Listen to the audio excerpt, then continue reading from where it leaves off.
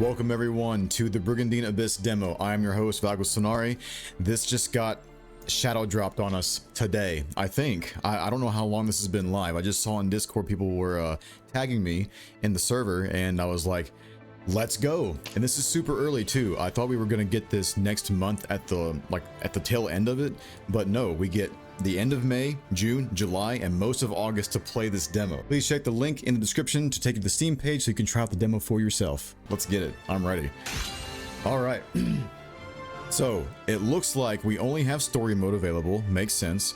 Probably with a couple of factions. The mission mode is not available in the current demo, but there's all the factions, or at least a few of them, right, that you can play as. All right, on story mode, we have Grand Radnica as expected, and the Scarlet Will, yes. So all the rest are locked. You can't even go over there. So Grand Radnica, let's read on the very bottom left here. So Dragon Howl Greatlands. Grand Radnica, a land of untamed wilds where dragons and humans live together. When their dragons are captured and brainwashed by the Novus Imperium, a young dragon tamer and his friends set out to rescue them. And this is who I'm playing first, for sure. Let's go. If I have time in this video alone, I will do both, but we'll see. We definitely want to go to hard mode if it's available, but I am told that this Brigandine in particular is a lot harder than the previous games. We'll see how that works. So we'll go hard mode. Okay. Yes.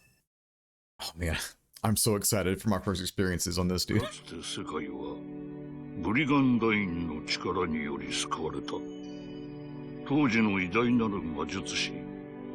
Lunari により生み出された魔術の鎧の力により大陸支配を目論むアビスローア帝国の野望を見事打ち砕くに至ったのである。それから200年。現在大陸の中で最も大きな力を持ち、同時に不穏な気配を漂わせ始めたソロジュナート王国に対し、ルナディアの意志を継ぎし国、ミスティア院の女王を中心とした諸国の長皿が一堂に集い、糾弾を行う。さあ、ご説明願いましょう。ソルジュナート王、治安悪化、見慣れぬ魔物の目撃証言。そして何より、このまがまがしき気配の理由たるを。どうしました？なぜ一言も。失礼。王に代わりこの我がお答えしよう。我が名はソルジュナート宰相ケイオスリス。Chancellor, huh? そして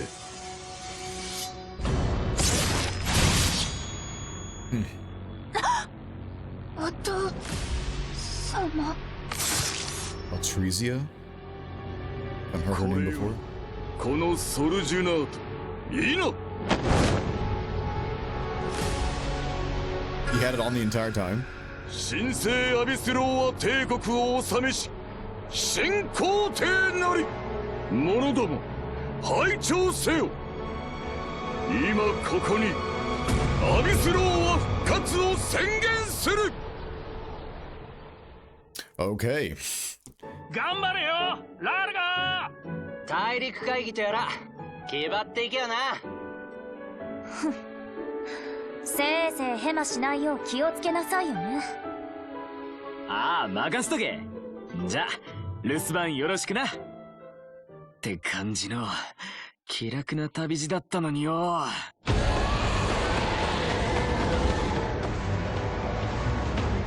一体何が起こってやがる。ラルゴ、見て、あれ。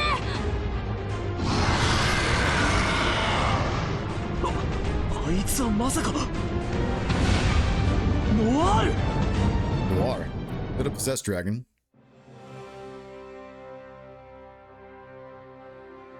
ドラグニカ一のドラゴンテイマーとして地域を代表してこの場へとやってきていた。 So a competition of sorts, I guess, せい right? ぜいが軽い外交程度のつもりであった。彼の目に飛び込んできたのは、あやなく打ち倒されるソロジュナートの兵士たちと洗脳され見境なく暴れ回るドラゴン。 Are we gonna have to fight mind-controlled dragons? 幼なじみローリーの下で暮らしているはずの漆黒竜ノワー Oh, the care of Lori. I know Lori. 竜であった So she had her own, like, pet dragon or friend dragon? I guess each leader does in this faction, maybe. Oh, here's the battlefield. Oh my god. Abasloa's coup. A lone unicorn and its faithful knight. あの子は本当にノワールなの。おいら行って確かめてくれ。おいバカやめろ。危ねえから行くんじゃねえ。あれきっとよく似た別の竜だ。 Largo's voice actor is awesome. He's selling it. Love it. でもいいから俺を信じろバイス。ドラグニカに帰ればきっと本物のノワールにも会える。そうだよね。分かった。行こうラルゴ。 So Vice sounds like a child dragon, or maybe a female, potentially. Reach a designated area with Largo and defeat all enemy units. Lost conditions, Largo is defeated. Alright, are we getting a tutorial here? The game might be a little loud here, so hang on. Let me bring it down a few decibels and then we'll continue here. Let's try that. Wait, nope, go back please, go back. Win-loss conditions. Win-loss conditions for each battle will be displayed. At its start, fulfill the win conditions to achieve victory. Turns. Battles progress in turns. Your turn ends and the enemy's begins when either all of your units have moved or you select end turn from the map menu. Once each side has completed their turn, one turn of the battle ends. Okay. Selecting a unit will open the unit menu. For your units, you can select commands such as move or skills. Troop leaders will have the additional option to rally or dismiss. Very excited to play with that mechanic. Selecting wait will end that unit's action. For enemy units, the menu will display status info. Select a tile with no unit on it to open the map menu. Select end turn from this menu will end your faction's turn. Troop info will show the details of each faction's forces. Win-loss condition will display the conditions shown at the battle's start. Retreat will forfeit the battle. Let me try that first actually. So going over here, we select on the map. Okay, so it's circle. All right. End turn, troop info, win-loss condition. Okay, back. So right now it's definitely running at 30 FPS. It's not so smooth, but it is a demo. It's very early, so hoping we get 60 by the end of August there. But or maybe even during the summer, that'd be good. We have 2 dragon companions here with Largo. If we rally with this thing, let's try it. I want to try the rally command like right now. So if we rally, okay, I kind of figured. So leaders can rally a monster unit into their troop. The monster must be within a certain range and must not have acted yet that turn. Rallying a monster will cause its rally trait to activate. Different types of monsters have different rally traits. You can return a rallied monster to the map by dismissing it to a tile of your choice, but you must select a tile the monster is able to move to. Monsters who have just been dismissed can still use their skills that turn. You cannot rally then dismiss in the same turn. However, it is possible to dismiss and then rally in the same turn. Oh, okay. I didn't know that actually. I thought dismiss completed your action. All right, wonderful. So if we do rally with them, it's just giving us a movement boost, right? Can we rally with the other allies units? We cannot. Okay, so this is Vice's by himself. I need to check what the enemy units are doing. So it's just a unicorn and a leader. William, a fighter. So looks pretty easy, I would say, but maybe there's some traps around here. Let's see. I do want to try rally. So let's rally with this dragon. Why not? And then we get increased movement. Movement basics units can move 1 tile per point of their movement stat. You can check a unit's move by selecting status from the unit menu. Very typical Brigandine. Unit movement is affected by changes in terrain height. Units cannot climb to tiles +5 or higher relative to their current tile, and they cannot descend to tiles -9 or lower relative to their current tile. Battlefield tiles each have a terrain type. Traversing forested or watery terrain will cost more movement than traversing plain tiles, unless of course there's an unit that likes to be in a forest or water. They move more or get bonuses. The terrain type of the tile a unit is on can also affect stats such as evasion, physical defense, or magic resistance. You can check a tile's height, terrain type, and effects at the bottom of the screen. Each unit has one of 3 movement types: ground, aquatic, or flying. Ground is the standard movement type for units. Aquatic units move farther over watery terrain. Flying units' movement is unaffected by terrain type or height. Oh yeah. Alright, so Here's the thing. I want to move with him, obviously, but I want to block him as well. So if we go to skills, oh boy, tutorial time, guys. So I'm going to read everything. You can check the icons in the skill list to see what effects a skill has. Close range, long range, magical attack, healing, buff, and debuff. Very, very basic. Skills with steps can be used even after the unit moves. Skills without steps cannot be used after moving. Yeah, you got it. Element, the skill's element, range, accuracy, critical, and counter. So circle marks the skill which will be used when countering. I wonder if we can change that later, if that's a possibility. Or those, well, those skills can actually evolve, right? So I know we can level up skills eventually. Okay. Let's see. So tail swipe and breath attack. So the breath attack just goes 2 hexes in front of him in any which direction you can face. And this is just adjacent right here. So if I can get away with a breath attack, it doesn't seem like I can. No. So we can move here, I guess. I wonder if the enemy is going to move or they're just waiting for me to attack or whatever. So, all right, let's see. Does it tell me if Vice is going next? I can't tell. No, wait, no, it's all of us, right? So it's completely different than Renercia or the old games, right? Okay, I got to rewire my brain a little bit, guys. So give me time. Largo, do you have any ranged attacks? You have 1. The Dragon Rage is 4 hexes in front of you. My God. I can only use this when adjacent to a Dragon type unit. Okay. Well, that's easy. I wonder if Vice counts as a Dragon type unit. I would say so. So we're going to put him here. All right. They're not in range yet, so we'll have to wait. Okay, Vice is right here. It's hard to tell the difference between Vice and the other dragons. I wish Vice had like a specific animation or idle animation so you could easily tell the difference. But, you know, I know there's coloration there, but... Okay. What's your skills like? Tail swipe, breath attack, which is 2 hexes in front. Coordinated breath is the cone attack, right?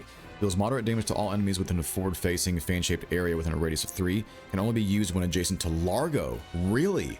Okay. Let me see. If I go here, I don't think it can reach that far. There's no way. He can also rally, though. If he rallies with the wolf, what does he get? He gets continued movement. Right. That's going to be useful when we can finally attack something. But this is also movement boost B right here. Let me rally with the wolf, actually. And we'll save that for later.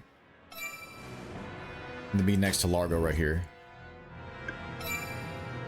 This dragon right here is just going to bring up the back line. We want to stay together, it seems, so we can use our skills properly. Enemy turn 1. Here we go. Unicorn's getting brave. Look at this. Ooh. Hell yeah. I love the animations, dude. It's so good. Okay, leveling up skills. Yes, this is what I'm super excited for in this game. It's brand new to Brigandine. Using a skill will increase its skill gauge. When the gauge is full, the skill will level up. Increasing a skill's level improves stats such as its power or accuracy. The maximum skill level is 3 stars.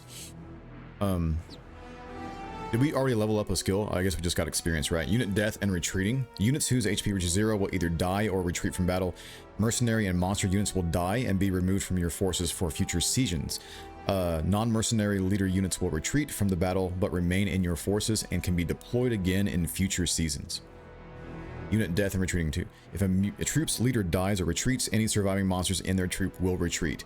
However, any monster the troop leader had rallied when their HP reached 0 will die. Really? Oh man, so that's the detriment, huh? Whenever you rally something, it dies when you die? Okay, I'm gonna have to look out for that one for sure. It's important to keep an eye on the HP of leaders with rallied monsters. Ooh, man. That's the trade-off, huh? Oh, God. Ball Agnica? The heck is this thing? Trying to get through my barricade here. If our goal is to kill all of these guys down here, that's going to be hard. Wow. This is a callback to the old Brigandine game, dude, when they like zoom in and to the characters and then it goes to the battle animation. What's wrong with him? It's got to be because of that Nova whatever guy. Oh,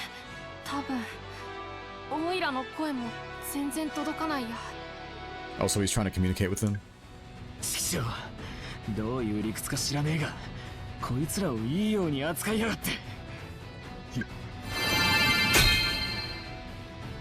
Traits. Certain leader and monster units have traits. Trait effects activate automatically. You can check the effects of units' traits on their status screens. Zone of control and movement. The one tile radius around a unit is called the zone of control. Enemy movement within ZOCs is restricted, so placing your unit strategically can help protect weaker or wounded units. Yeah, for sure. So you just can't pass through, right? Something that's like 2 tiles away, for example.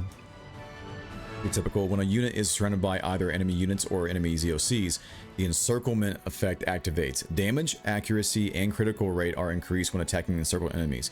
It only increased the hit rate on Runercia. Now it increases damage and critical rate. So battles are going to go quick, guys. They're going to go quick. Let's see. I have no idea what I want to do. Just I want to explore everything, but man, there's just so much to do at the moment. You're still rallied right here with movement. I can dismiss and then also rally in the same turn, but I would also like to use my abilities here. Vice can use his cone breath attack or his original breath attack here. What's going to do more damage is the question. Battle projections. When preparing to attack an enemy unit, you can check the battle projection screen. Here you can see the projected damage, accuracy, critical rate, and change in HP MP for the skill you've selected. Enemy counterattack information will also be displayed. The battle projection screen will indicate that factors such as elemental advantage or encirclement are influencing damage, accuracy, and critical rate by displaying green numbers in the case of an increase and red numbers in the case of a decrease. Units can counter when attacked if the enemy is within range of their counter skill. However, magic and area attacks cannot be countered. In addition, if an attack that forcibly moves a unit results in the attacker being outside that unit's counter range, a counter will not occur, right? So if you do a knockback effect, they can't counter you back, so they're not adjacent to you anymore. Oh man. So this is doing 54 damage here, and then we can cycle through the units by hitting the shoulder buttons. Okay. Yeah, we'll do this. It's fine. Oh yeah. So Largo, I know it has an ability that's restricted. So you can move. Okay, wait. If I move here and Largo goes adjacent, he can do his line attack. So let's move Vice here. You can go here and then use your Valiant Strike, Dragon Rage. Oh, we can't use this after moving. That's right. That's right. I might want to think about dismissing then the dragon. So if I dismiss the dragon here, I can use my skill, but I can't use breath. That's strange. Okay, so I can't use this one if I dismiss, apparently. Alright, I was under the assumption that if you dismissed it, then you could use whatever skills it had available to it. So, but apparently this is considered a movement, I guess. It makes sense because you can dismiss in many different ways. So, I think we're locked in though because we can't take back the dismissal, can we? No, we can. So if you misplace the dismissal, then you can do that. But look at this. You can dismiss them anywhere over in these areas, dude. Anywhere. It's quite awesome. So if I were to move Largo and then dismiss behind here and then do encirclement, that would be amazing. So, however, I don't think we need that much. I do want to experiment with something though. I'll do a tail swipe here if I can hit. Okay.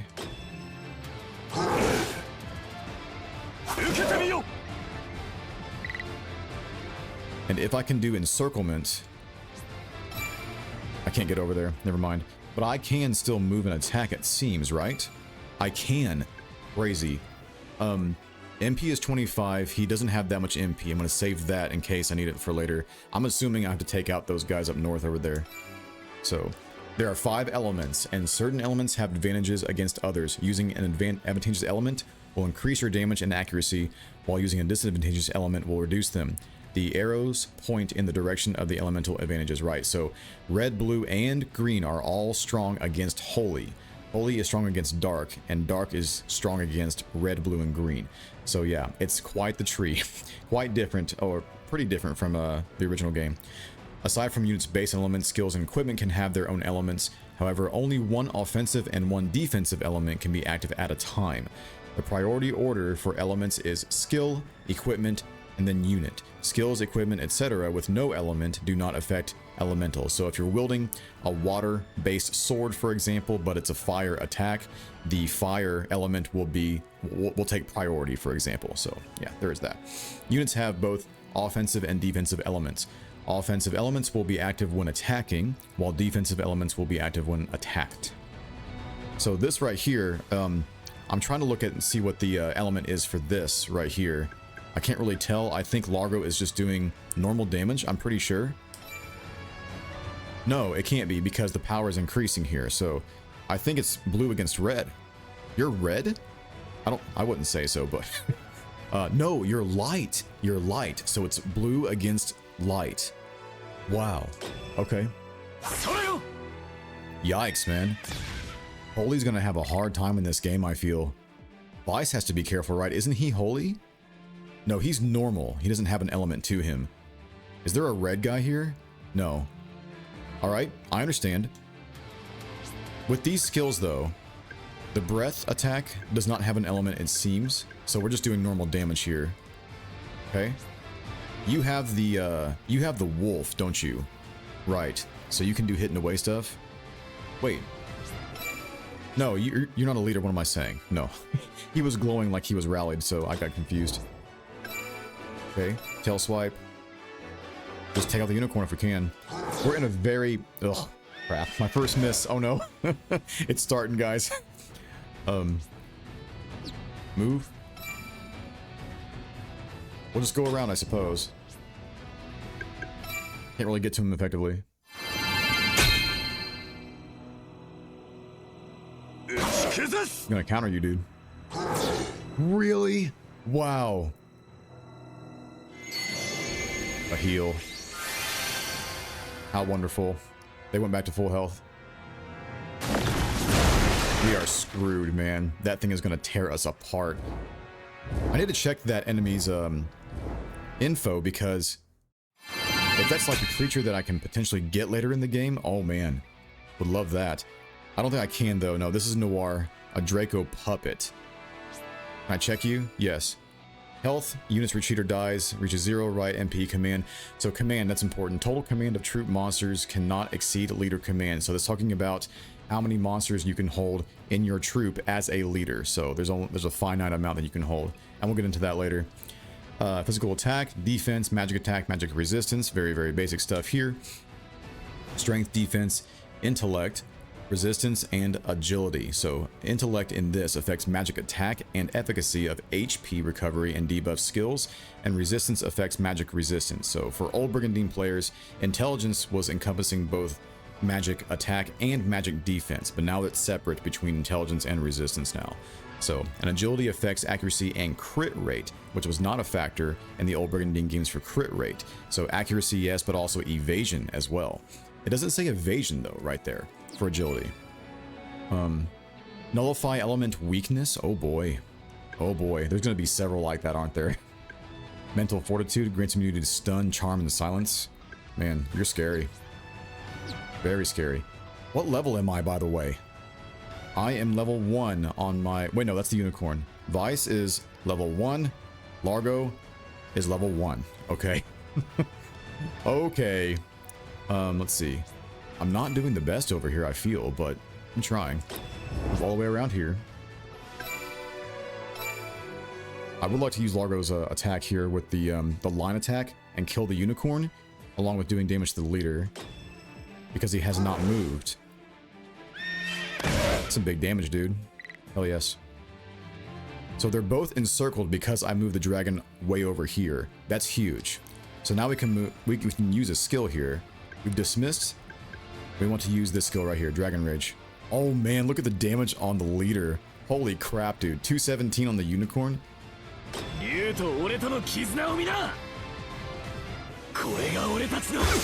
Oh yeah. You see the wings appear on his back? That was sick, dude.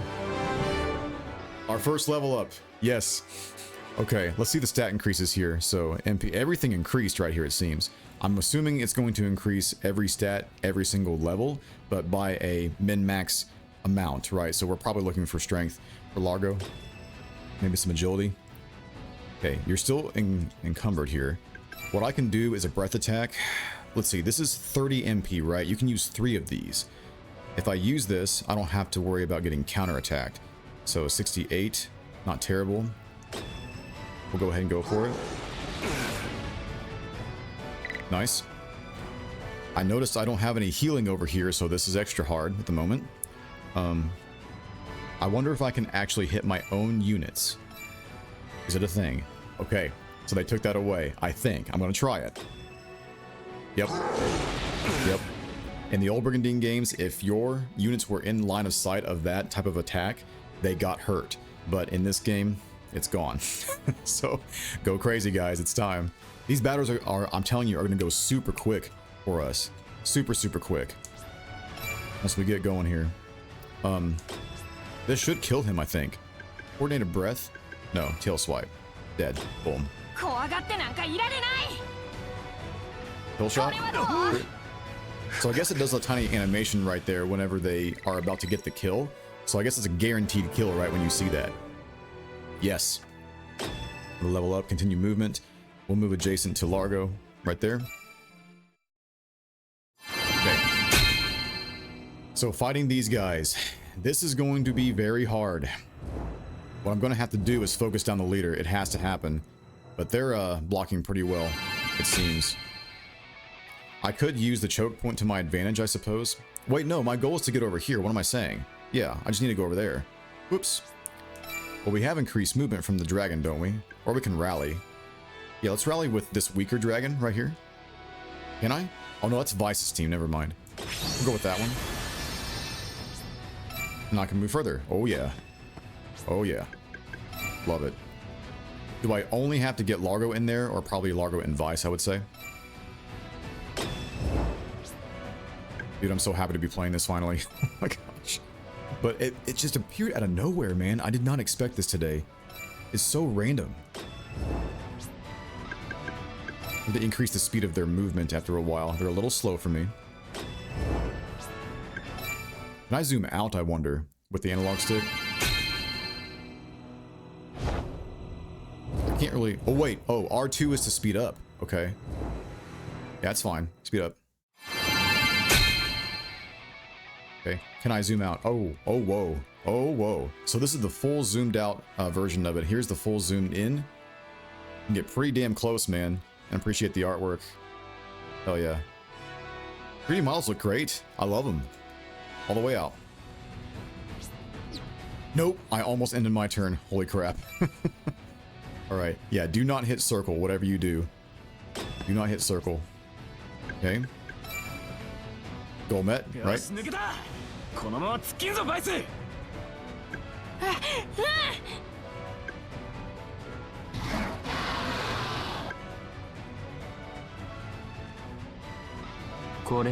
Got this.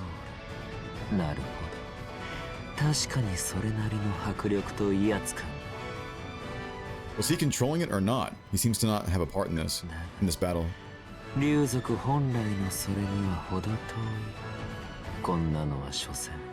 Yeah, I could be wrong. I assume he's controlling it.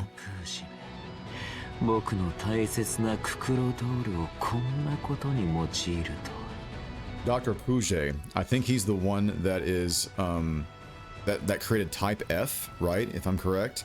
That's the Pandemian nation, I believe, right? Nomandals. And they have the marionette monsters, right? We have 5,000 mil and bonus experience 50. No more plus 200 experience, guys. I guess we don't need it. All right, level up on the dragon, showing all of our level ups. I love it. I love it. All right, good first fight. Season 1 event battle. Mad dragons run amok at Stardust Scale's shell in Dradnica.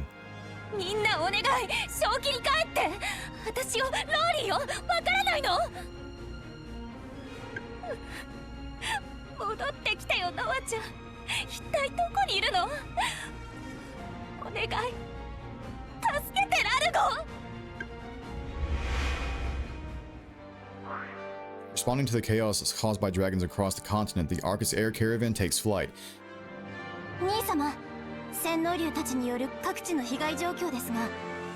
already seeing these guys.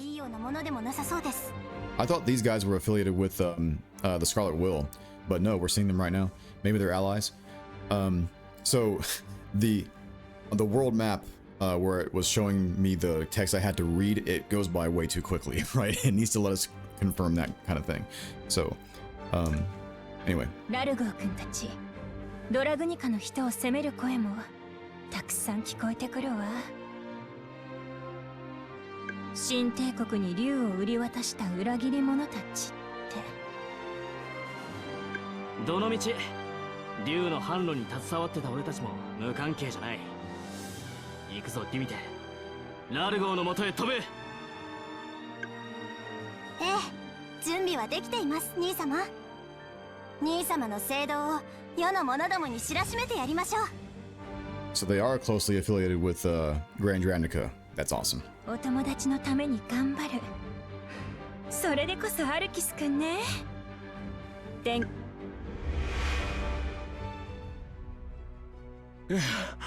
ようやく戻ってこれたぜドラグニカ。でどうするバイス。ひとまず俺らの総合艇に。いや、それよりローリーのお家、星屑の鱗亭に行こうよ。あそこで見かけたのが本当にノワールとは別の子だったのかどうか確かめなきゃ。ああ、そうだな。もしあれが本当にノワールだったってんならさい急ぐぞバイス。Wonder how many battles we're going to get a chance to play. Probably all event battles, maybe, I would say. In story mode, you'll advance the story of the faction you've chosen while fighting in event battles that trigger during certain seasons. Victory in an event battle will progress the story, but defeat will result in a game over, so be sure to prepare well during the seasons between event battles. To start an event battle, go to a base menu and select the top option, Event Battle. Then choose the troops you wish to deploy in the battle. Okay. Troops from any of your bases can participate in event battles. Choose how to deploy your troops while analyzing the battlefield. You can deploy 1 to 3 troops. Troops led by characters relevant to the event battles plot will be selected initially by default. Makes sense. Okay. Oh man. Oh man.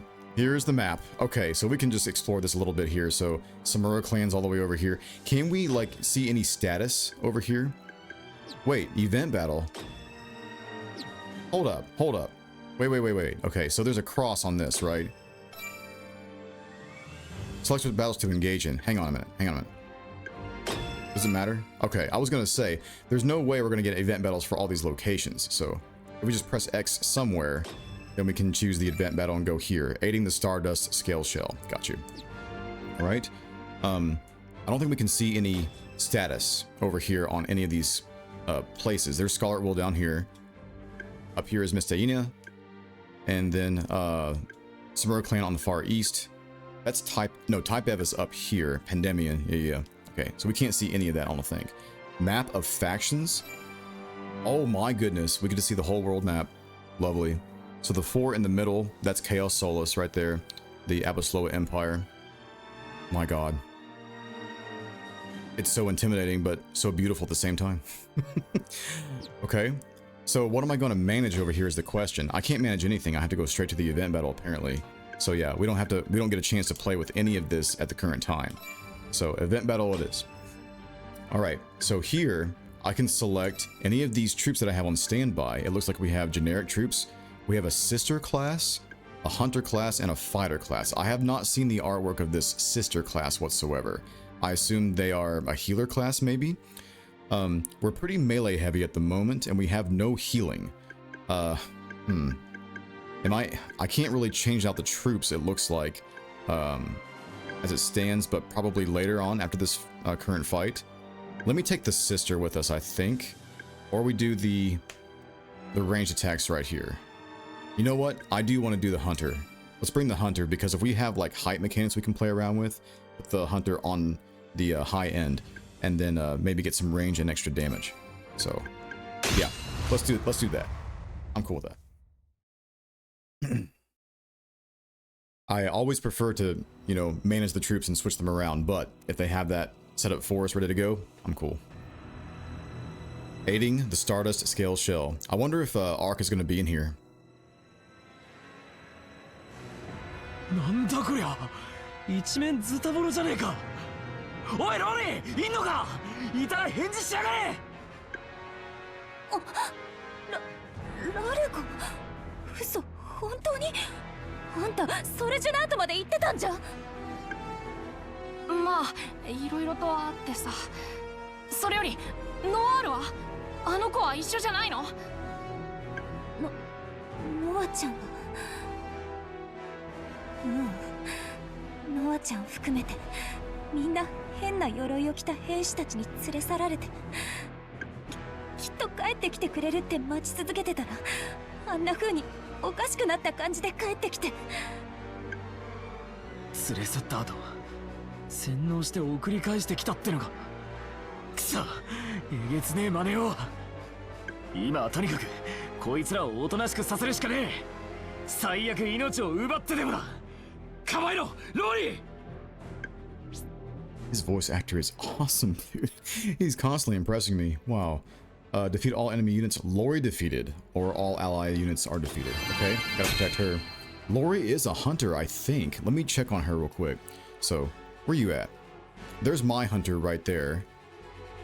Is she up in here? Oh god. Okay, so we have to pincer attack these guys. That should be fun.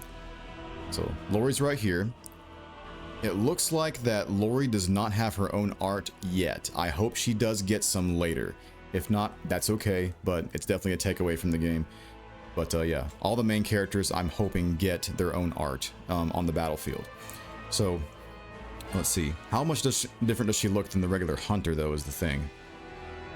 Doesn't look like any different. Yeah, so, alright. Anyway, let's go ahead and move. Can we pick who we want to move here? Wait. I'm so used to hitting circle on freaking Renercia, dude. Go back. Okay, I can move him. Yes, I can move anybody that I want to on my team. Anywhere they are. That's incredible. Okay. We do have blockades here, or village homes. Are these village homes? What do they do? Nothing, it seems. Maybe you can't move on top of them? Okay. Wait, I can't move her? Is she controlling herself, maybe? I guess she is. Oh god. AI. Oh no. Oh no. Alright, we gotta hurry. Okay, we can take out this very, very vulnerable pixie right now. If I rally with a centaur, what does he do? Hang on. I'm curious. Rallying with a pixie regenerates MP. I don't need that. Accuracy boost B. Alright. Let me bring Largo forward. I can't reach the pixie, but I can if I rally with a dragon. Let me rally with one dragon. I still can't reach the pixie. Really? Man. Can I undo? No, I can't undo the rally. Never mind. Well, that sucks. Let's see. I'll try to position like this. And maybe they'll line up for the dragon attack that I can do. Okay, wait right there. I know if he's adjacent to a dragon, he can use a certain skill. So we'll keep that going. And also Vice wants to stay next to Largo as well. Be here for now. Tail swipe here. The accuracy is not great. Will they counterattack me with Leave Me Be? Nope. Maybe they've got potential to do that. I'm actually curious. Let me check the stats over here. They have... What attacks? Can I read the attacks? Skills. Right. Mischievous Kick. Power, Insight, and Silence. So power increases attack damage right. Ally within 3 tiles. And then increases magic attack. We've never had that before, so that's new. Good stuff. And everything has their own profile. Really cool. Alright. Let's see. Vice's turn. Do I want to do the continued movement as well? Maybe. How far can I get is the question. I can't get that far. If I do a movement boost up right here, though, I should be able to go 1 extra tile, shouldn't I? And hit her? I'm gonna try it. I can. Alright, wonderful. That's what's up. Coordinated breath. Wait. Oh, no way. I can already do this right now after moving? That's broken. Wait. I can see 127 there. And how much here? 91. Done. ラルゴ、オイラと一緒に。 Ooh, menacing. これがオイラたちの絆だ。 Yeah, dude. Love it. Love it. Cone attacks. We never had really cone attacks in Brigandine either. A lot of new stuff coming up. And then there's the wolf. Your skills are what? Just the bite? Yeah, you're only level 2 as well. An ash wolf. So I guess the white wolf is indeed a tier 1. I thought this thing was going to be tier 2, like a holy wolf. I was wrong completely. So we'll go back here for now. All right, back here with Elena, the hunter. If I rally with the centaur, that allows me to get accuracy up, right? I don't know how far the shot is. It is 3. Okay, so she starts with 3 at level 1, which is not typical for Brigandine. It's usually 2. Concentrate applies sure hit to own next attack, guaranteeing it will hit. Okay. I wouldn't say she'd be that inaccurate though, right?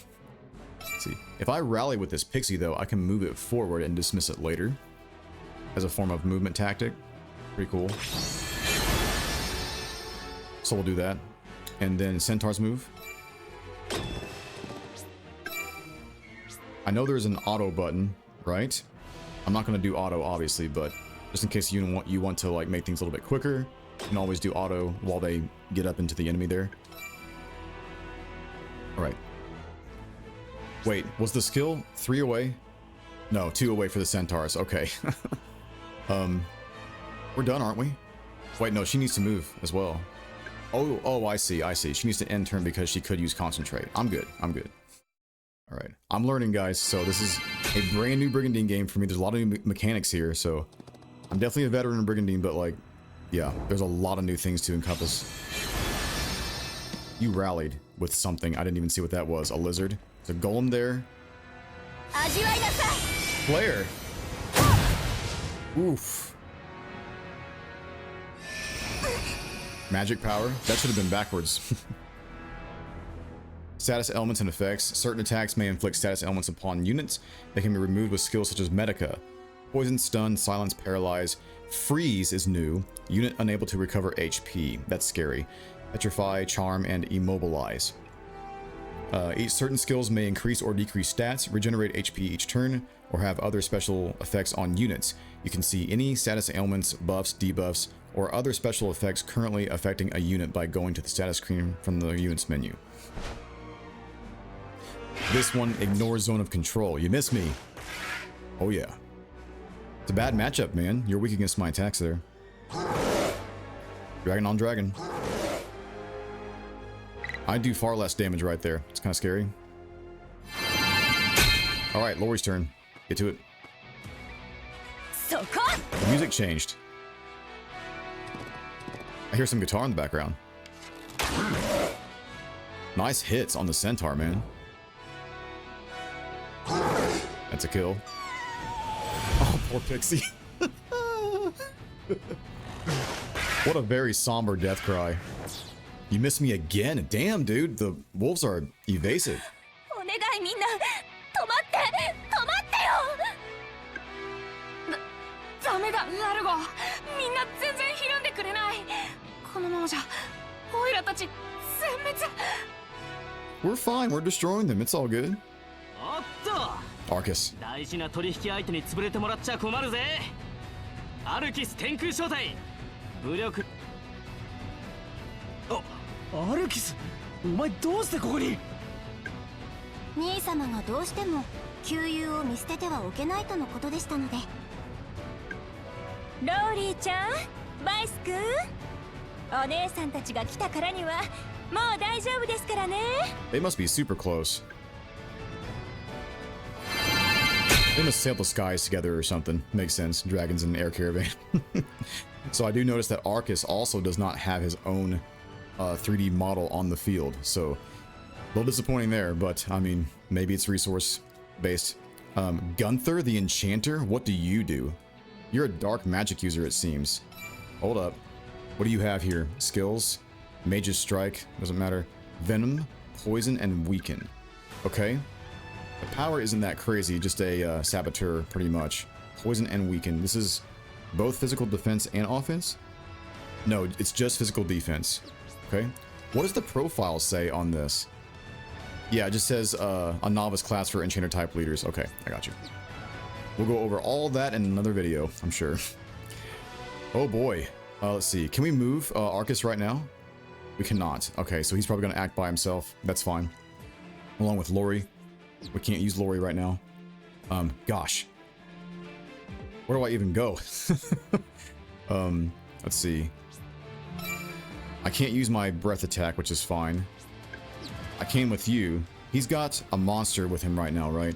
So I know like there's a glow around him, but it needs to be more obvious that he has a monster rallied with him. Like he needs to glow brighter or something more bombastic. It needs to be bigger, right? So I need to be able to quickly remember that I rallied with a monster. If I dismiss though, hang on. If I dismiss back this way or over here even, I can hit this mage. I absolutely can. Hang on. Oh my god. Oh my god. Imagine if this was an old Brigandine. I was hoping to hit there, man. That'd been epic. Shoot. It's okay. Can I breath? I cannot. You can also dismiss a dragon. Okay, this is also very broken right now. Look at this. We can just immediately surround a leader with dismissal tactics. This is why I wanted to try the rally mechanic and why I was so excited for it. Because of this stuff right here. 100% 174. It crit! It crit! And what a crit it was. My god, 261. Insane.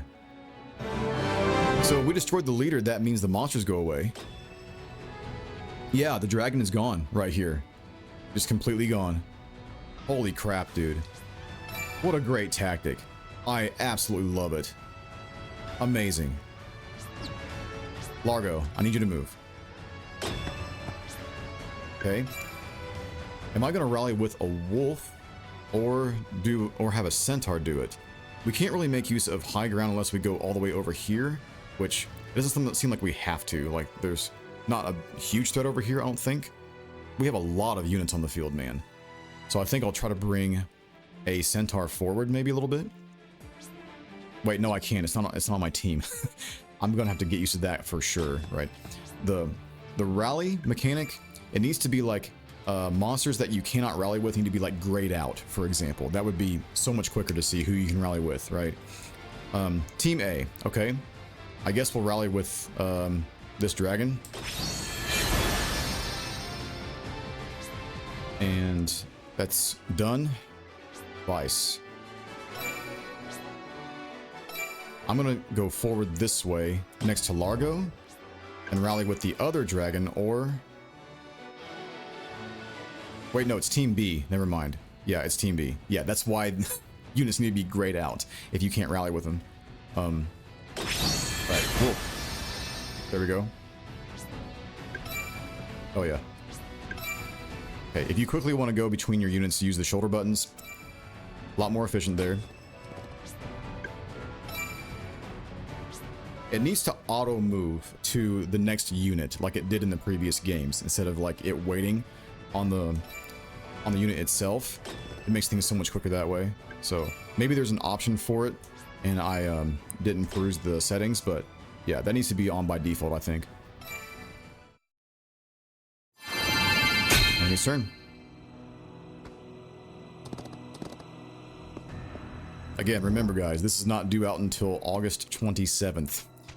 So 26th on Steam. There's a lot of work to be done, that's for sure. So you're bound to see a lot of changes over the summer. Up against the golem. Oh, there's a knockback attack already. So the original golem gets a knockback. That's huge. Huge.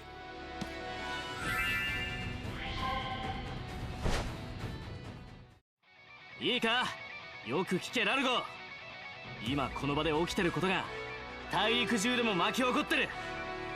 down here a little bit so you can see the dialogue. Right there.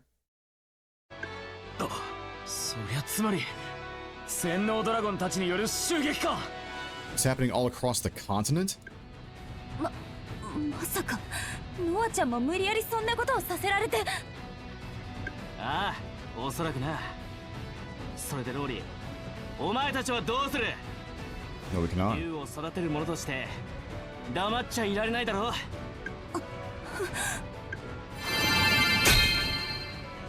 Okay, I'm gonna go back up here. So, sorry that I can't position my camera in a good place, but I do what I can. So, we want to see the action mostly, right? Okay. I can go between so many different units, man. This is kind of intimidating because I'm not used to, like, being able to go back and forth between every single unit, like Team A, B, and C. It's always been one team at a time, and then go to the next team, and go by level, like leader, level, order. It's no longer like that, so... let's see. Zoom out some more. There we go. There we go. This wolf is not my enemy. It's definitely tanking over here, though. Let's see. Let's go support the wolf, I guess. And I have increased movement still, right? Yes, because I'm rallied with the dragon. But we can dismiss the dragon and make a forward attack. Although I would like to wait and support Arcus over here. Let's go support Arcus. I think it's definitely going to be better. You're rallied with the wolf. I don't have any healing. Nothing. It's crazy that he can do this attack after moving. That's nuts, man. MP 80 though. No wonder he can't use it again. Unless he had a pixie on his team, then he could regenerate MP. That'd be cool. Okay. Speed this up a little bit. Support over here. Just stay together. We'll be fine.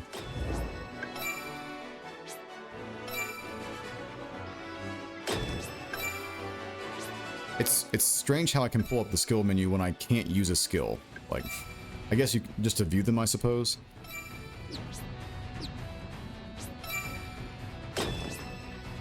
I'm trying to make use of the high ground, but like Arcus is going to keep on moving forward here. Maybe we can like kite them this way. Even the animations speed up right here close up. That's nice. I don't want to use speed up too much for my first experience here, though. Oh, man. That wolf is feeling it, man. I have no control over that. Like, that's their team. Retreat. Do something. No. No. My allies are dumb. You had all that range to move back, man. Lori, what are you doing? Get in here and help me.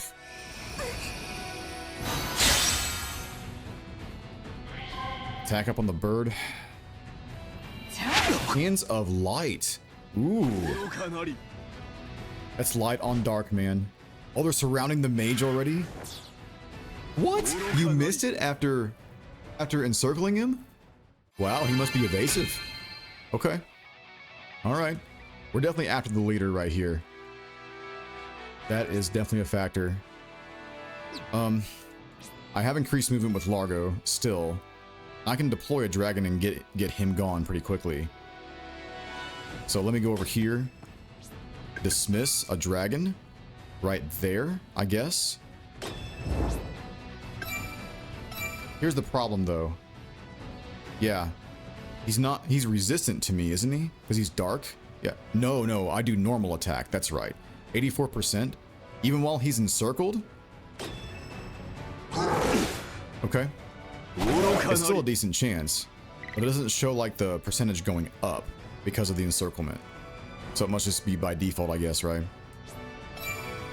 I can get him from here. Wow. I wish I could do a move in a way with Vice. There's no way I can reach that, right? I still have the wolf rallied. No, I can't get to it. I can hit this thing, but if Team A is going to go away, there's no point. Okay. Go for it. They'll swipe 86%. Almost got him. No crit rate either. So maybe he's immune to like the encirclement then. Bonuses.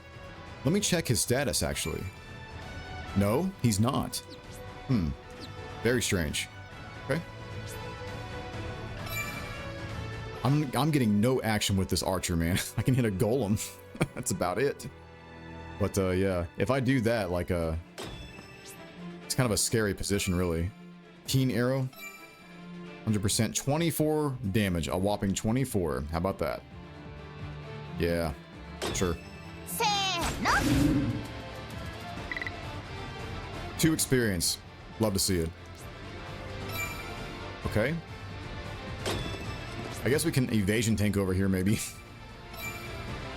We should be going for the leader, but it's hard to get to because of that stupid wolf, man. It's making bad decisions. I'm very scared about, like, having AI take over my team at any given point. Because, yeah, if they're gonna make those kind of decisions, we're screwed. So, I won't be doing that for a very long while, though. Probably on a casual playthrough.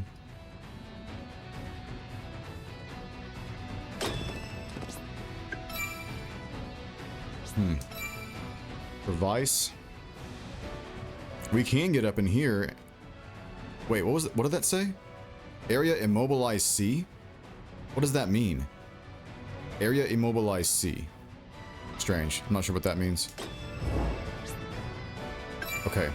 He's out of MP. He can't use this, so we don't have to be adjacent to Largo anymore.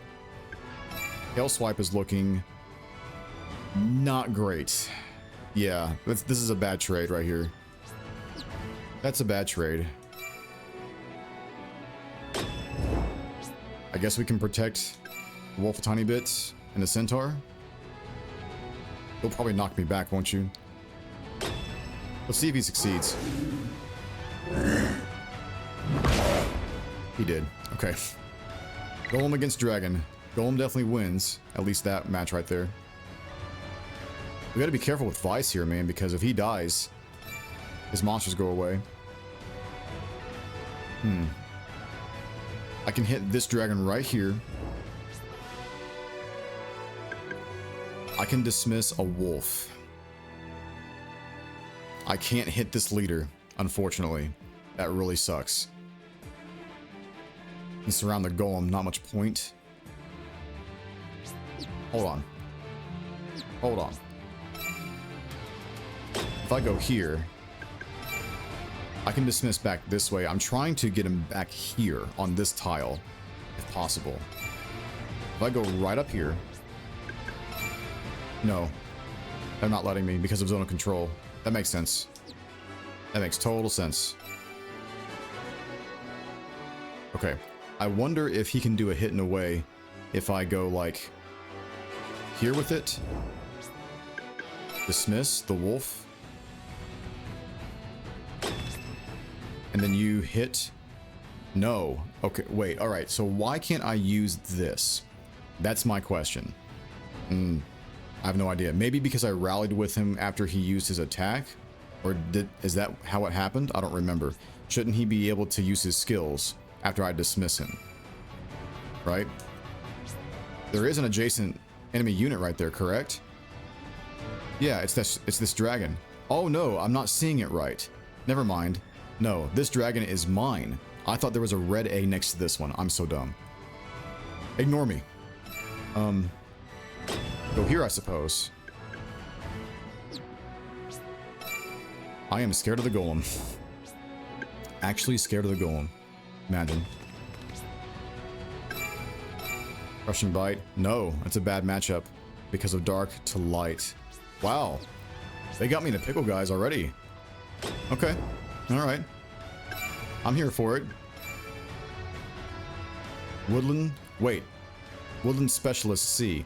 Oh, so it's one of their passives that are being activated. That's cool. So, your status, Woodland Specialist, you get increased damage by 10% and crit rate in the forest. Alright, that's huge. So now we can hit with him. Alright, so ignore all of that. Alright, 69 damage, always hits. Oh my god, you're kidding me. You are kidding me. Wow. It's pretty cool that they remind you what traits are being activated as you move the unit. That's a really nice quality of life right there. Okay. Vice, my boy, I'm so sorry. We gotta protect you. I can't use Arcus. Nope. Okay. I'm learning, guys. Again, it's gonna be slow at the beginning of this. A lot of new stuff. Venom is powerful in this game. My god. Oh, you hate to see it. Ooh, what is that leader right there? There goes my rock. Or their rock, should I say. Just moved it so stupidly. There goes their wolf.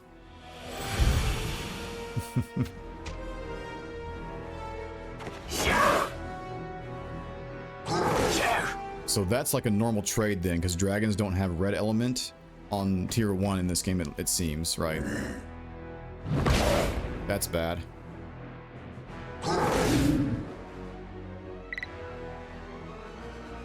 I hope the people that missed the battle animations from the old game are happy.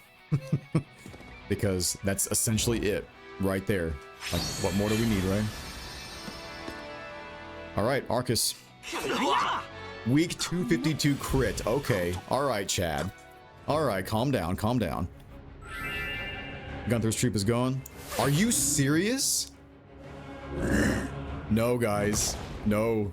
Pixies cannot do this. Not with the AI. No. No. They have to stay back. Is she out of MP? No, she's got MP left. Like, no, you can't put a Pixie in the front line. Do not do this. Fix this. Let's see. Move.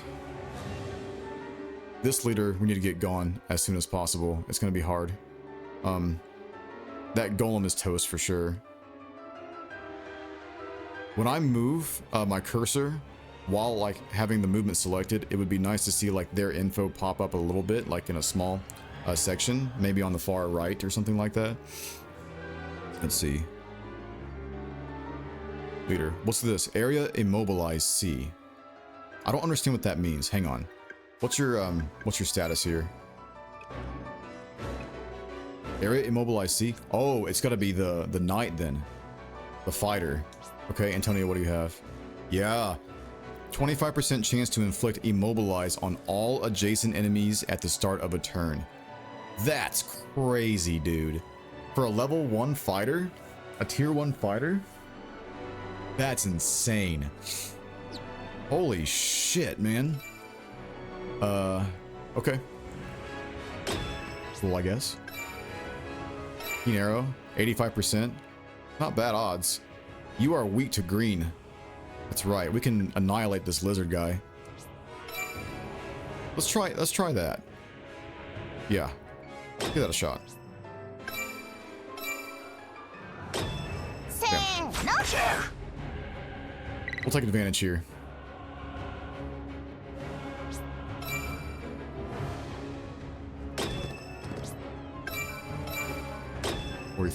The damage is still garbage though. Like, it needs to be more. Is this thing tier 2 or something? Nope. It is tier 1, level 2. Okay. Centaurs are doing his poor damage right now. I can encircle the golem. 14 damage. Oh yeah. I am such a Chad right now. So this. You have a breath attack that I can use 50 and not take any counter damage. Wait, accuracy is 78%. I can miss you? Alright, breath attacks used to be a guaranteed hit, no longer, huh? Alright, fair enough. What's the regular attack? 85 and I take 97. At 100%? No thanks. We'll try this. Nope, that's a miss on a breath attack. I am not used to seeing that, man. Oh my goodness. Already a tougher Brigandine game. Yep, that's for sure. Largo, you are at full health, my guy. We gotta do something with you. That gets rid of the enclosure. It doesn't matter. Valiant Strike is 123. He does a lot of damage to me, my god. Screw it.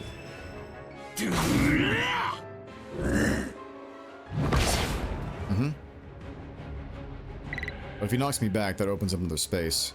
That can be useful for later. This dragon is about to die. Is he gonna die from poison? Maybe. I have no way of healing that. I wonder if Vice can take this thing out. 58? Oh my gosh. The damage is so bad. We got a lot of work to do, fam. A lot of work. Let's see. Breath. 27? What is this thing made of, dude? Well, yeah, rock, I get it, but... like, is it a god rock? The hell, man? My knockback, it's just crazy high physical defense. It's insane. Alright, I'm here for chip damage, I guess. 27 damage. Those golems are great frontliners already in this game. My god. Already proving to be way takier than dragons. 58. I really want to get the kill with him. Breath.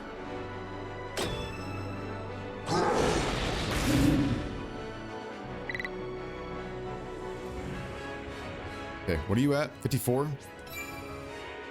Don't tell me. Don't tell me. I was gonna say 1 HP in a dream. No. Alright, we got him. Kill shot. Another one for Vice. Oh man, we have got to work on that damage. That is bad.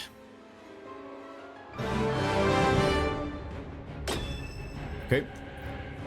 Wolf.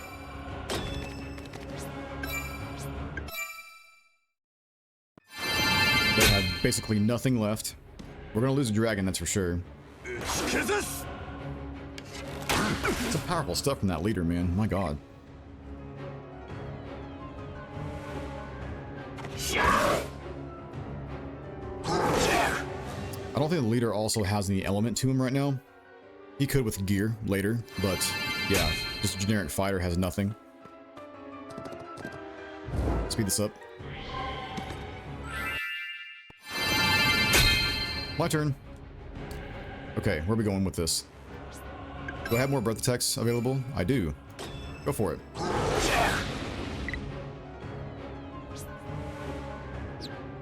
Where are my centaurs at is the question. Let's see.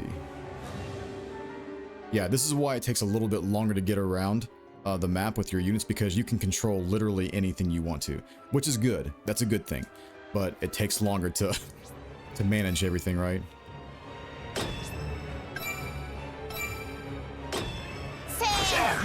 If we can like get some really nice visual balances, make it go faster, that'd be a nice quality of life for sure. I'm sure we'll get plenty of feedback from the players, so you guys leave comments below. Also, Brigandine Discord server is in the description if you want to leave feedback. I should make a feedback channel tonight, actually. Let's see. We can't reach anybody from here, can we? No, we totally can't. Even if I did like movement up, wouldn't be able to reach anybody. What is this, a centaur? Yeah, move. Get out of here.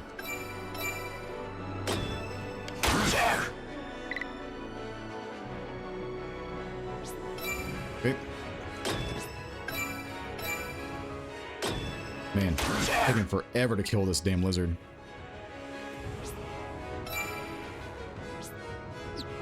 We can rally and maybe hit in a way right here. We can try that. I can't move that. Man. See, he might immobilize me though.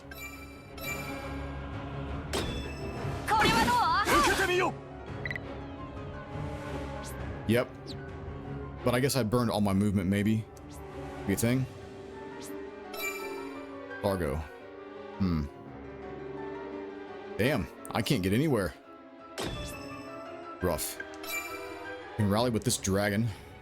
With 1 HP. Does this save it from dying? From poison? Wait, it's not poison anymore. Maybe it can't die from poison. It's only got 1 HP left. I don't think poison can kill in this game. Rally it so it doesn't die.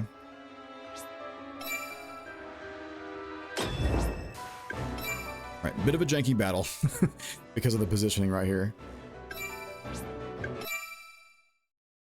I did not get to make use of the height, unfortunately, because Valkos and his gang was moving by themselves.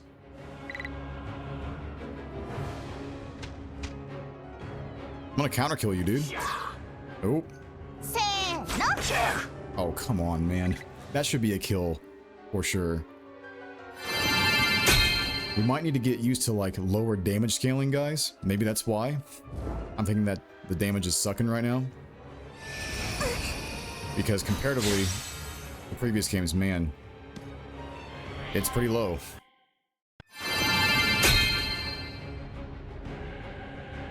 Okay, Largo, can you get the kill here? Let's see. We have more breath attacks? Yeah. 30 MP. Good.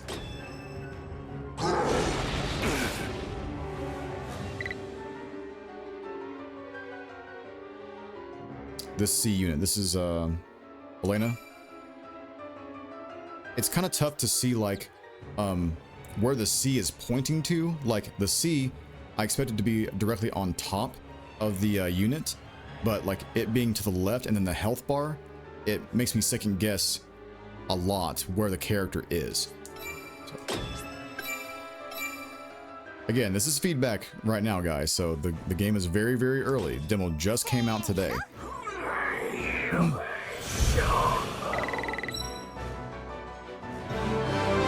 Oh yeah. All right. We can't control these guys back here. That's another confusing thing right there. If you're gonna have like allies on the field that act by themselves, they need to be a different color than you, right? If you're gonna be blue, they need to be yellow or green or something like that, right? That's confusing me right there. So. Oof. 110. Nice. Get some Vice. I'm gonna enjoy raising Vice to be very powerful in this game. 100%.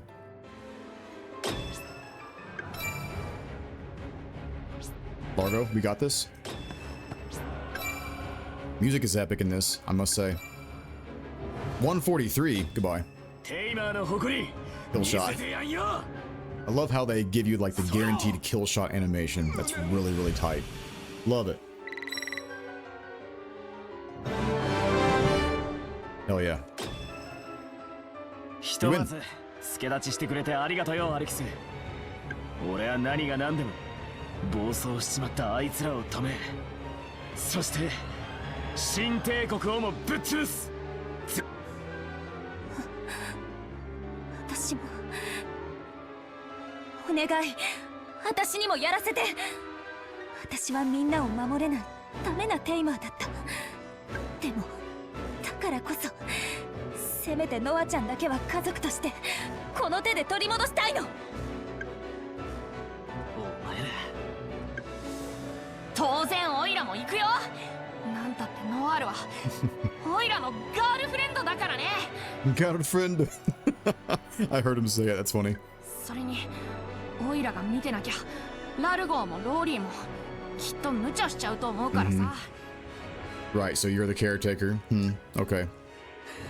Big man. 答えなんてわざわざ聞くまでもなかったか。まあ、俺たちとしても親父の無念を晴らす絶好の機会だ。アルキス天空小隊の誇る武力と情報もお買い上げ誠にありがとうございます。Oh, there's 100.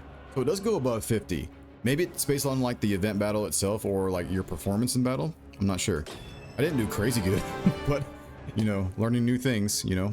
The rally and dismiss mechanic is really versatile, guys. Like there's so many options that you can consider and get encirclement very, very easily. So love it.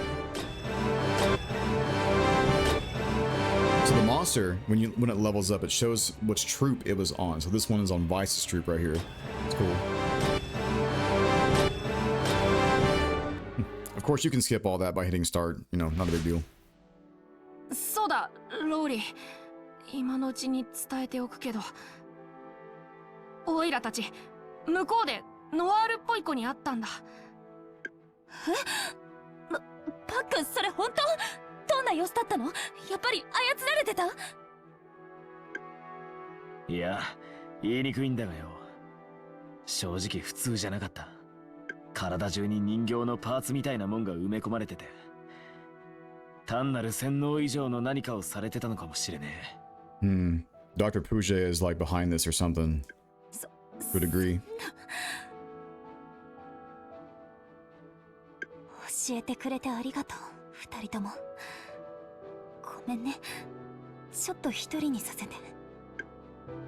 ローリー。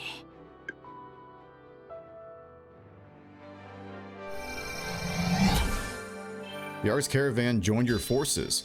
Oh boy. Wait. Oh god, we recruited all these leaders right here? Arcus, Limnil, Flirtier, and Lori. Wow. So wait, Lori was a part of the Arcus caravan? No, she was part of Grand Dranica before, but you know, we got her. Wow. Okay. Gaining bases and units. In story mode, you will sometimes gain bases and leader units automatically as you progress. Very typical for Brigandine, but we got 4 leaders right there at the start. That's huge. And here's our collection at the very end of the season. So 20,000 mel, large stone, magic ore, soft stone, and cloudwood. I assume all this stuff is going to be used to increase your base to some degree. Seasonal acquisitions. At the end of each season, you will automatically obtain resources corresponding to the bases you hold. Acquired mel can be used for fate binding or purchasing items. Acquired materials can be used to level up bases. The types of materials you acquire will depend on which bases you hold. Okay. I had that suspicion too, like certain bases are going to give you certain things for materials. So you need to strategically plan on what base you want to take in the story mode or especially in mission mode. Dragons rampage across the land controlled by mass-produced Brigandine. Whoa. 貴様の言う通り、洗脳する手駒として竜を選んだのは正解だったようだな。 The Brigandine just blazes across the screen right now, dude. It's got like a galaxy inside of it or something like that. 彼らは遥かなる昔、この世で最も凶暴なる種族として名を馳せた誇り高き者たちだからね。 Really good voice actor for Tathis. Love that one too. もっともこの程度の暴れようではまだまだ当時の足元にも及ばないけれど。見てきたようなことを言う。まあよい。戦力になるのであれば深くは問わん。さあ竜たちよ、焼き滅ぼせ。我が望みのため、あまねくすべてを崩壊させてみせよ。Some men just want to watch the world burn.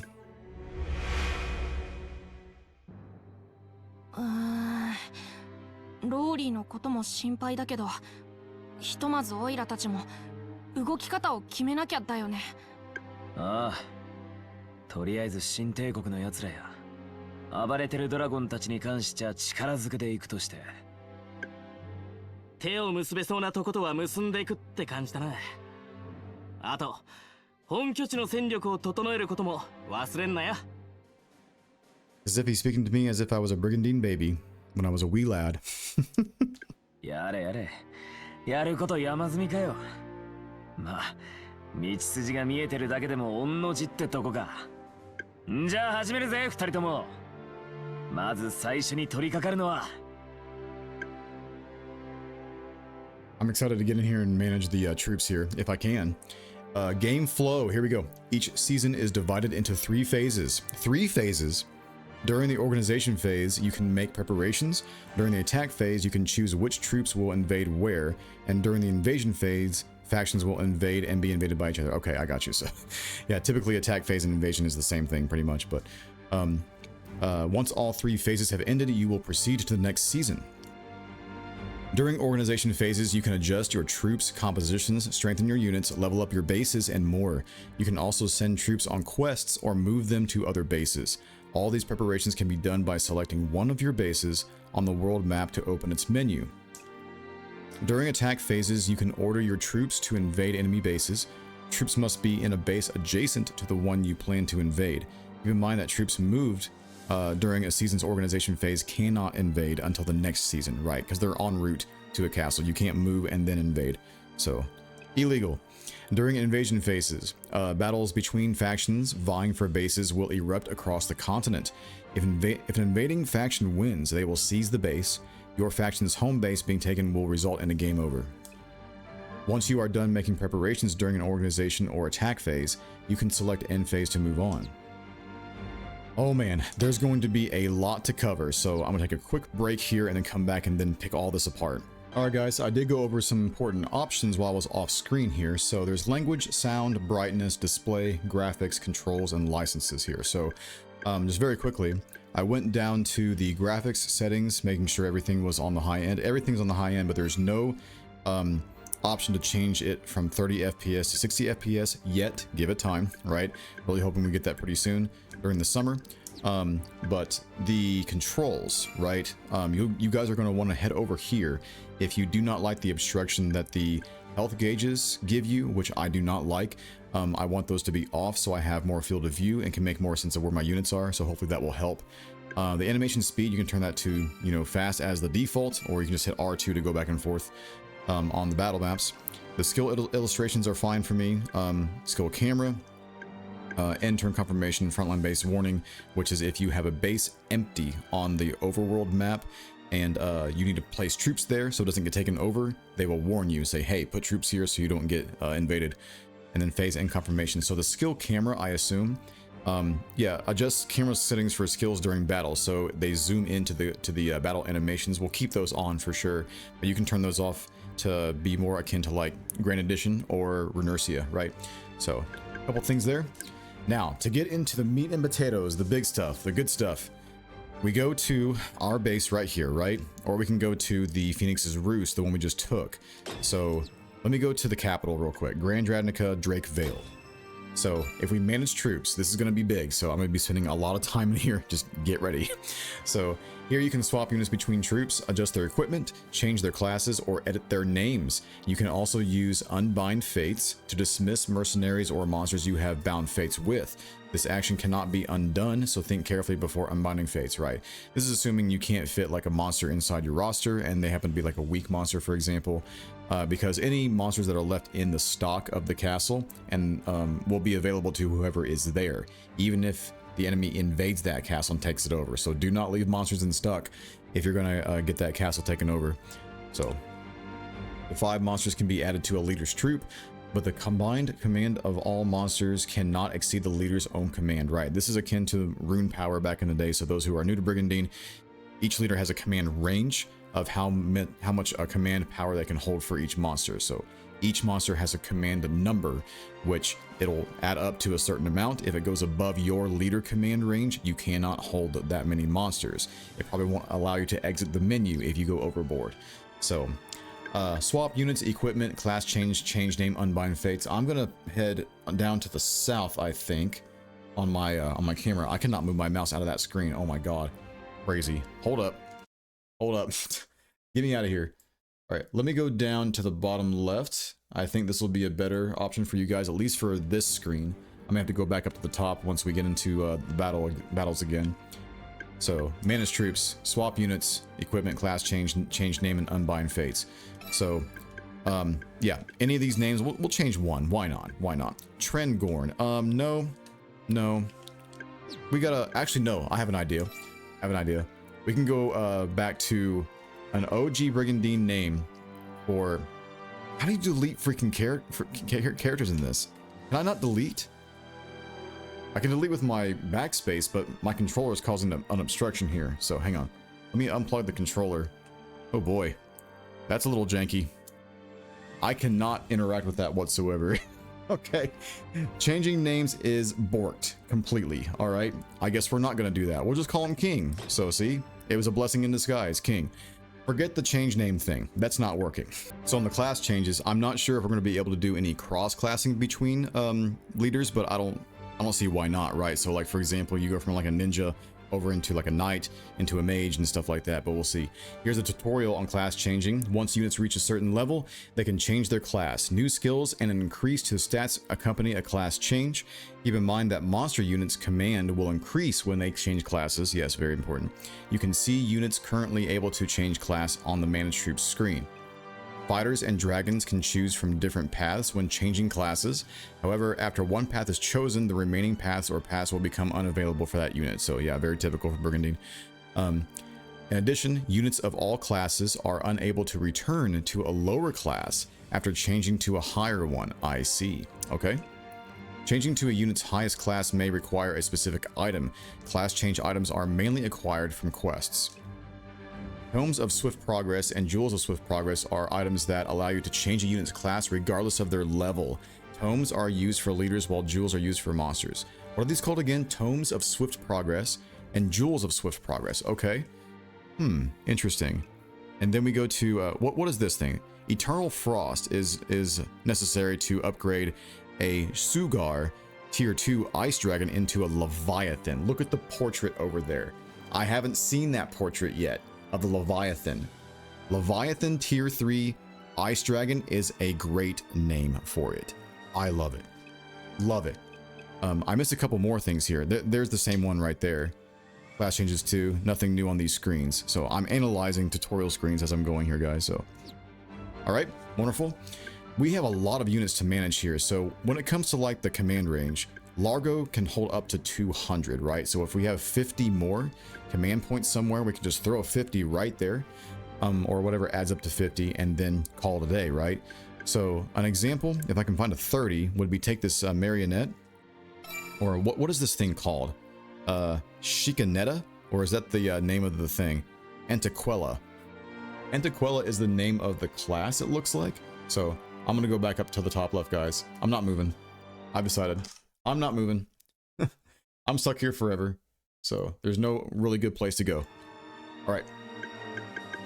So if I take the Pixie, for example, and then the Antiquella, then he can hold up to his maximum, right? So we have to go to swap units here, take that, and then go Pixie. Boom. And he has a full unit all the way to 200. So typically it's a good idea to go ahead and cap off your command pool. So if you can do that, go for it. It makes much more room for monsters to evolve, especially when they're ready to class up. We have 110 to 140. So is there another 30 down here I can use? There is not. Okay, that's fine.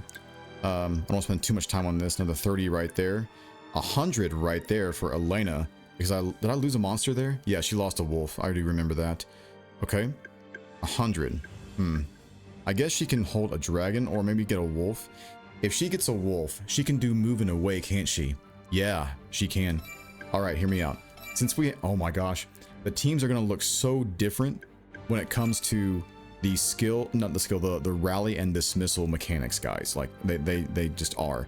So if I can do a moving away with an archer at early levels, I'm going to 100% do that. That's huge. What are the, what's the traits here? So if we go to rally traits here for the bird, makes movement on all terrain equal to that on plain tiles, right? So you're able to basically move anywhere you want to as if you're a flyer, right? So that's huge. Let's see. What do they do if you rally with them? Nullify status ailments. That's really nice. If we're up against one of those mages that do venom, for example. Be very useful against like an army that can do a freeze mechanic. I'm very scared of freeze, that's for sure. Lewis, the fighter, going and rallying with a centaur. Centaur is accuracy up, right? So I think it's going to be beneficial for all melee fighters to have a centaur on their team just to get accuracy up, right? So what I would like to do is try to get a centaur on Vice's team. Let me split the difference here real quick and just swap that out. I would like to put one more unit right here. Maybe I'll give him the bird, and then we can do some swapping here to cap off command range. What do you have left over? You can do almost... You can do almost 50. 45. Do we have a 40 or a 45 in here? Not that I'm seeing. We have a 35 down this way. Lori's got 40 left over. Yeah, the numbers are just not matching up here, unfortunately. But, what do you have left over here, Vice? Let me give you a wolf back, maybe? There we go. That works. I'm just trying to get a good balance here, guys. So let me play around here a little bit. So, I'm curious about the Antiquella's skills, because aren't you supposed to be like ranged attacks? Needle Arms is a 2 hex range in front of you. Okay, so you're a squishy melee unit, but probably evasive, I would say. Agility is 44. Well, not really. Okay, so we'll have to work with them for sure. Protect them. But if you rally, it's nullify status ailments, which is pretty nice. I wonder if they get experience while they are rallied with you and you kill a monster. I wouldn't say so. That sounds like it's cheating. But I wouldn't hate it though. Definitely not. Okay, you have 2 wolves hitting away. I wonder if the continued movement or the hitting away applies to magic attacks. Like if she were to use a magic attack and then be able to move afterwards, that would be amazing. I might experiment with that later. We'll see. So she can have a wolf. Am I up to go to the summon screen directly? Equipment, class change, name. No. I'll have to go back here and do fate binding, right? Okay, so here comes a tutorial. Ready? Fate binding. Here you can bind fates with leader units or monsters and add them to your forces. The amount of mel necessary to bind fates will differ depending on the unit's class and level. If fate-bound units die in battle, they can be resurrected from this menu by spending mel and using one of 2 resurrection items. Mercenaries require a Tome of Resurrection, while monsters require a Jewel of Resurrection. You can bind fates with mercenary leader units by spending mel. Mercenaries will die if their HP reaches 0, so take care. There's a limit to the number of mercenaries you can bind fates with. Okay, I would say so, yeah, it can be cheating otherwise. Monsters, leaders, and resurrection. Oh man, we're gonna be spending a lot of time on these menus, guys. I'm so ready. I'm so ready for all the management aspect of the game. Monsters, we can summon a dragon here, a centaur, and also a pixie. So just trust me when I say that. You can see the portraits on the right hand side. The dragon costs 2,300, centaur is 1,200, and pixie is 1,200 as well. So command of 75, 35, and also 20. Okay, let me look at the leaders real quick too. I'm assuming depending on where you are on the bases will change the leaders as well. The monsters will definitely change, but the leaders probably will as well. So we can summon a fighter, a hunter, or a sister right here. The sister is just like a saboteur, right? Flying sphere. And then you have heal. Wait, no, this is a healer. Okay. So a sister is going to be the cleric of the game, it seems. All right. We definitely want one more of those, maybe. So considering that, we have a lot of mel to work with right now. But there's also buying equipment too, which is going to take a lot of money too. Moving troops, that's going to be later because we only have 2 bases right here, right? So over here it shows us at a quick glance that there's 6 knights right here ready to defend. And there's also 3 knights here ready to defend. You only need a team of 3 realistically to defend at any given base if you're confident with their power levels, right? And whoever's left over, you can quest, obviously. You don't want them to just sit there, right? So we'll summon here in a minute. I do want to get through some tutorials here. Moving troops. Here you can move troops between bases you hold in preparation for carrying out or defending against invasions. Troops can only invade from a base adjacent to the target. The same holds true for enemy factions, making it important to station troops at bases bordering enemy territory. There is no limit to how many troops you can move at once, but only 3 troops can participate in each battle. Troops that are moved cannot attack until the following season, but they can defend the base they were moved to if it is attacked. Okay, so we're not going to be moving anybody right now. In fact, we're going to be attacking, I would say. So here's the thing. Are we against everybody right now? Because as I see, there's no event battle that's being procced right now. We're just kind of like going through the motions at the current time. Maybe when we go to the attack phase, they'll give us an event battle of some sort, maybe. We'll see. I do want to check this troop right here. It looks like the mel is split though. Wait, no. Okay. So there's 10,000 mel on this base, right? I'm assuming that's how much is generated every single season. And the capital gives us 10,000 as well. All right. If you go over any of these castles, it's all 10,000, it seems, for literally every single castle. Okay. So no more like increases for capitals or, you know, certain bases. It's all a flat 10,000, it seems. That may change in the future, though. We'll see. Managed troops. Who's over here? The Arcus Caravan. Right. You have an ice golem with you? I gotta see that thing. Hold on. We have a tier 2 here, guys. Look. Yes. Sagalimus, ice golem. But you're level 2. He starts with a tier 2 at level 2? Wait, no, this thing is a tier 1. Wait a minute. This thing doesn't come from like the rock golem? They're both tier 1s? That's interesting. Wait, what's the difference though? Demolition expert increases damage by 50% when attacking obstacles. I assume that's on the Rock Golem as well. Ally physical defense boost C. Increases the physical defense of all adjacent allies by 5%. So I think the Rock Golem gives you the knockback trait, but this Ice Golem may give you this rally trait right here. Okay. Skills Snow Fist. Of course, it's elemental, right? It's going to be blue damage. Deals moderate damage to a single adjacent enemy. If there is space, forces the enemy back 1 tile. Okay. So yeah, elemental hit right there. Rock Golem is going to be just basic normal. There is a damp here, a dampier, dampire. How do you pronounce that? I have no idea. This guy looks like a tier 2, but he's a tier 1. Laird Coco is the name of this vampire. Crazy name. Drain H. Oh my god, no way. Okay, wait. So this thing going on like an archer would be dope. Would be super dope. Granted, like if you play well, archers shouldn't really be getting hit, but just in case, you can rally with a vampire and then drain HP from range, maybe. It doesn't say anything specific about melee. Restores HP equal to 20% of damage dealt on basic skill hit. So I'm assuming it's just gonna have to be your initial skill and not like special skills will not proc this, right? But that's huge. So definitely give your melee units a vampire. This is amazing. Or a dampier. Recovery boost C. Increases recovery amount by 20% when this unit is healed by a recovery skill. Really? So it's not a passive heal per turn. Okay, I got you. So he just benefits from more healing. That works. Drain attack. You get healing from hitting enemies. Obviously, 20% of damage dealt. Bloody Rain. Applies Blood Rain to it. This is what I want to experiment with too, because you can change the terrain on the battlefield in a lot of ways. So this is an example. Blood Rain to a single tile located within 3 tiles for 3 turns. When starting a turn in Blood Rain, Vampire and Gon Qian type units recover 10% of their HP. I'm assuming that's like the Onis or whatever with the spears.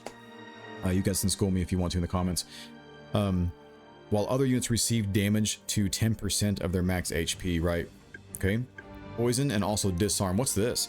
Decreases the physical attack of a single enemy within 3 tiles by 20% for 3 turns. Oh, nice. Okay. And then Poison is really far away. Wow. And we saw some big damage from Poison earlier, dude. Profiles on all of these monsters. You can read up on those. A lot of information here, guys. So I know it's going to be overwhelming at first for new players, but I'm telling you, if you are a Tactics fan, you're going to love the Brigandine series, I promise you. Even the older games. We've seen all the rest of these before. So, Flirtier, right here, she is a hunter. Limnil is an enchantress, and Arcus is a fighter. Okay? So we have those available to us. We'll just keep them as a team as they are. About the command power, though, you have 30 more. Let me cap some command power off real quick. So he can have the vampire, since he's a melee unit. Really, really good. I like to put the centaur in the back, and then the tanky units in the front, if that even matters in this game. And then you need like what, 75? No, I'm adding that wrong. It's 65. 65? I give you a 60 and get close enough, I suppose, and make a lot of room right here for you to summon. So let's summon here first, I think. Okay. I wish I could. So Renurcia had a really, really good quality of life improvement where if you hit the start button from this menu, you could quickly go to the summon menu and then come back to this menu if you hit the start button. So it was very, very nice. I would like to see that make a comeback for sure. Okay. So to go back out like a few menus right there, go to Faint Binding, and then, you know, back to it. So monsters here, we can summon rocks, or rooks in this game, should I say. Sand golems, I misspoke earlier, and then centaurs. So sand golems are normal attack, it's not green, but centaurs do start with green attack, which is pretty cool. Where's the command cost right here? I'm looking for that right now, because that's what I need to know right out the gate.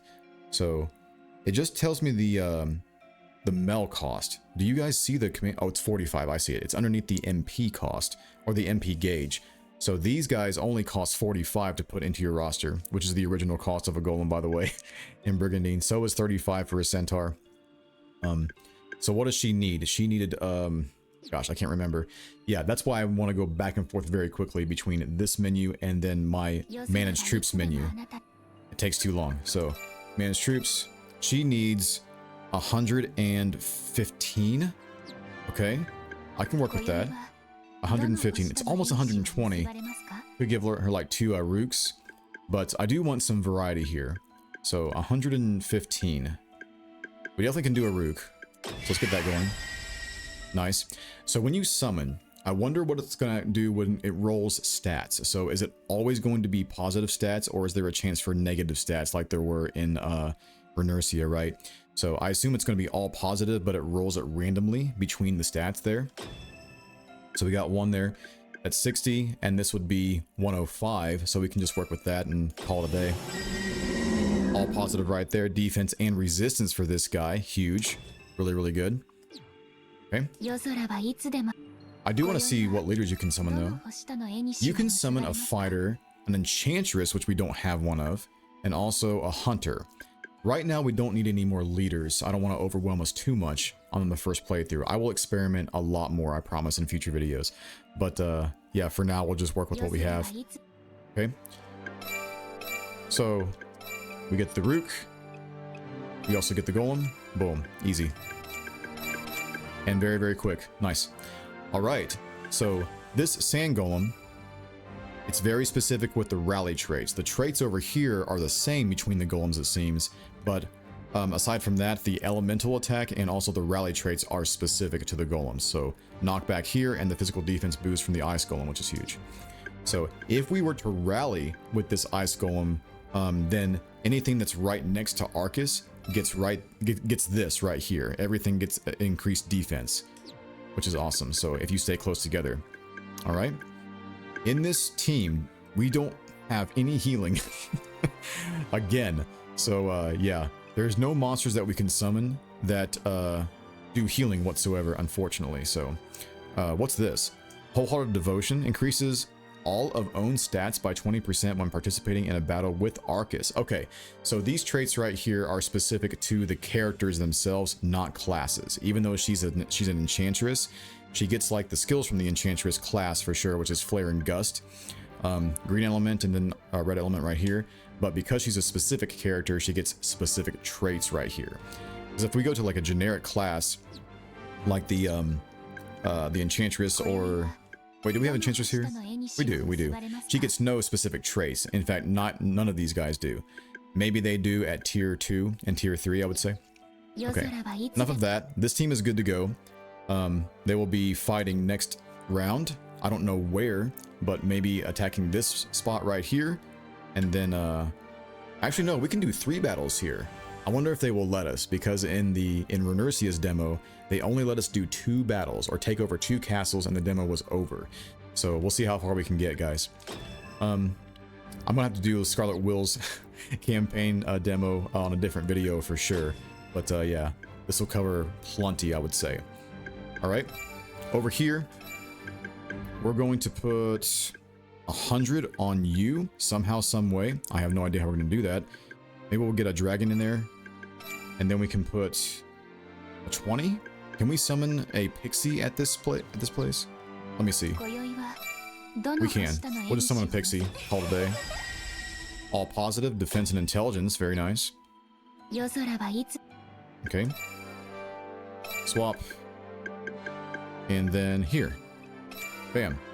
Alright, again, I don't know if it matters putting like them in front like this, or tanking units and putting these in the back.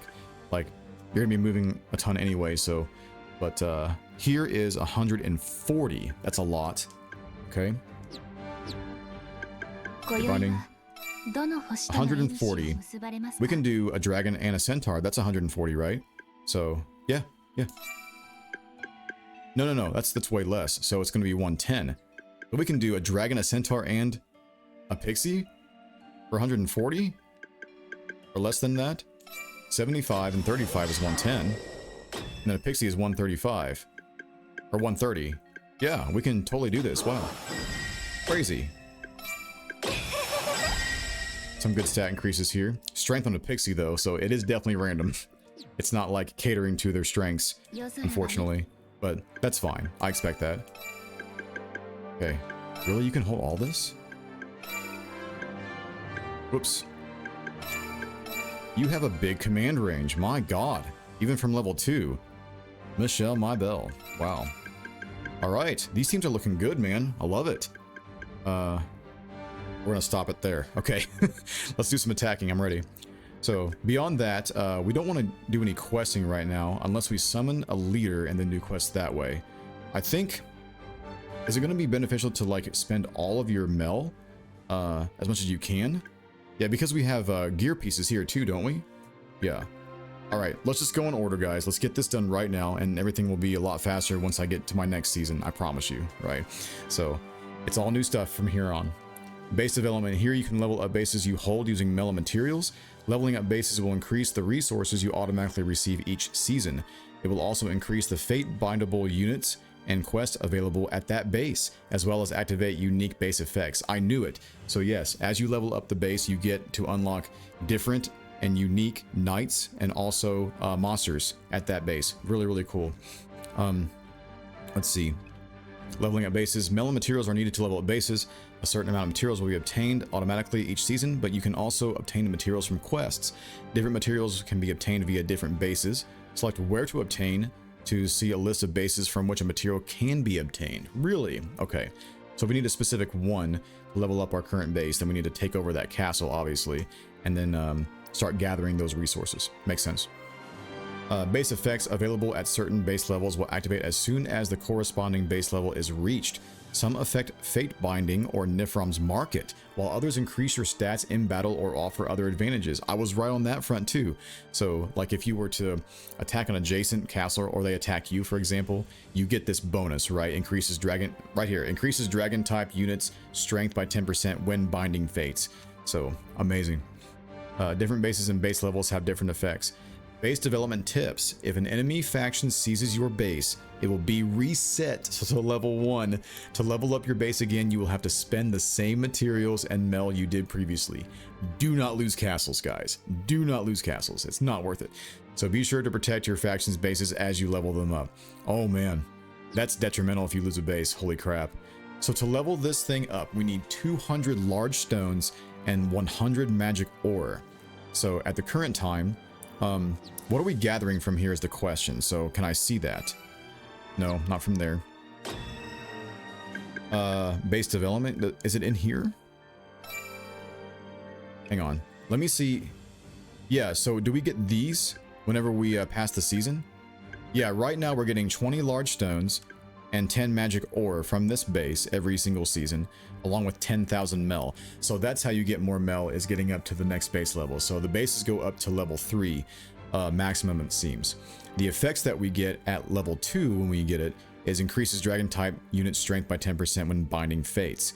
So the third level, what's this? Increases leader's strength based on number of dragon type monsters placed in their troop. Wow. So wait a minute. So if you get this effect at this base, you of course don't have to be at this base, right? You always get that effect. Man, that's insane. That just encourages you to summon dragons over and over again. Wow. Seasonal, you get this. We went over that. Fates. Here, if you get level 2 on the base, you get to unlock the Noichi, a Rook, and the Antiquella at this base. Level 3 gives you a tier 2 knight, by the way, and an Ash Wolf. Bro, oh my goodness, it's so good. Level 2 on the quest line. So quests, we only have, it looks like, 3 places we can go. Training grounds is here. Yeah, give it a flex. Nice. Barren Great Lands, and also another Barren Great Lands. So oh, you can do supply run. So supply run must be for like the stones, right, and the ores, and then the treasure hunt is for your gear pieces. I got it. I think what I want to do, guys, is to summon as many leaders as I can in order to do questing, right? It makes sense to me, and depending on where the location is, what we get, I'll send them that way. Okay, makes sense. So as far as questing goes, here you can send troops on standby at a base on various quests for equipment, materials, or experience. Troops out on quests will be unable to invade or defend bases during that season. Supply runs will reward materials necessary to level up bases, treasure hunts will reward equipment, class change items, etc. And training drills will reward experience to all units in the troop that participates. As the base levels increases, the number of supply runs and treasure hunts available at that base will also increase. Right, we went over that too. Quest results will be displayed at the end of each season. Whether your results are excellent, great, or good will impact the rewards you receive, right? Only treasure hunts can be failed. I see. Okay. I was wondering about that. Like, can we fail training grounds or whatever? But no, just treasure hunts. Supply runs are always successful. For treasure hunts, the quest success rate will be displayed. The higher the success rate, the more likely you are to get rewards from the quest. The success rate is affected by things such as unit levels and the troop leader's preferred quest location types, right?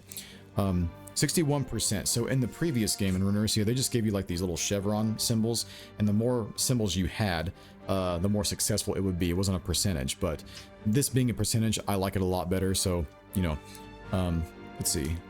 Each unit has preferences regarding quest locations. Selecting a troop with an icon that matches one displayed by the quest location name will increase the chances of obtaining better rewards for that quest. Preferred quest type icons can also be seen on each unit's status screen, right? So you see like this grasslands or plains on Largos, right? Preferred quest line, and he likes to go to those types of locations. So, and that will yield greater rewards, hopefully. Very nice. So, we're not going to quest anybody over here. These teams are all set up ready to go, I think, except for Lori maybe. But I will be summoning more to go to the Barren Great Lands, at least one for each, I would say. So Barren Great Lands on Supply Run and also Treasure Hunt.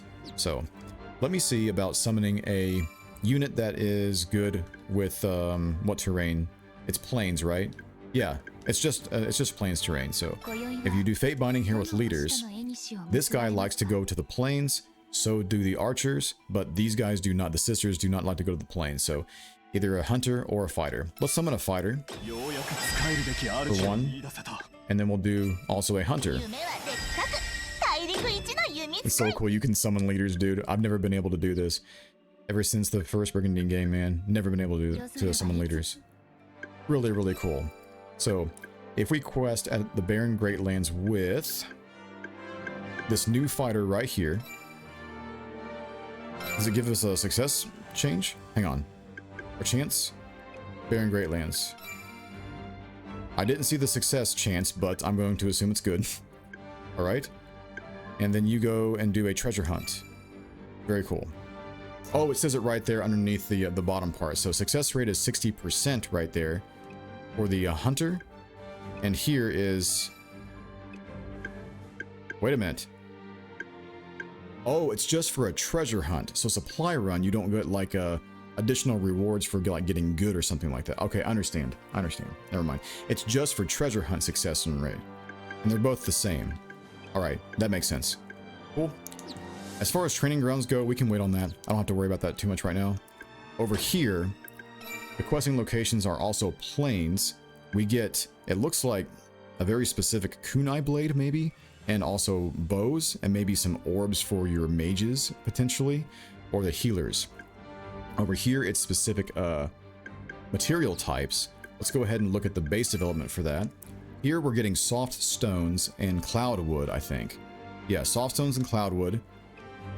Then over here, your fates, you eventually are able to get sisters summoned, angels summoned, and dampiers summoned from here. Another tier 2 knight at fate bindable at level 3. Or base level 3, and also pixies at level 3.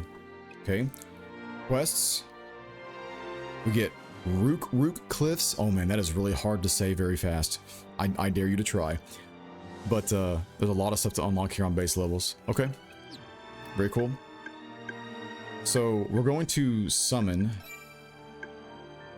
terrain that is fields, right? So we go to the Fate Binding and summon either a knight.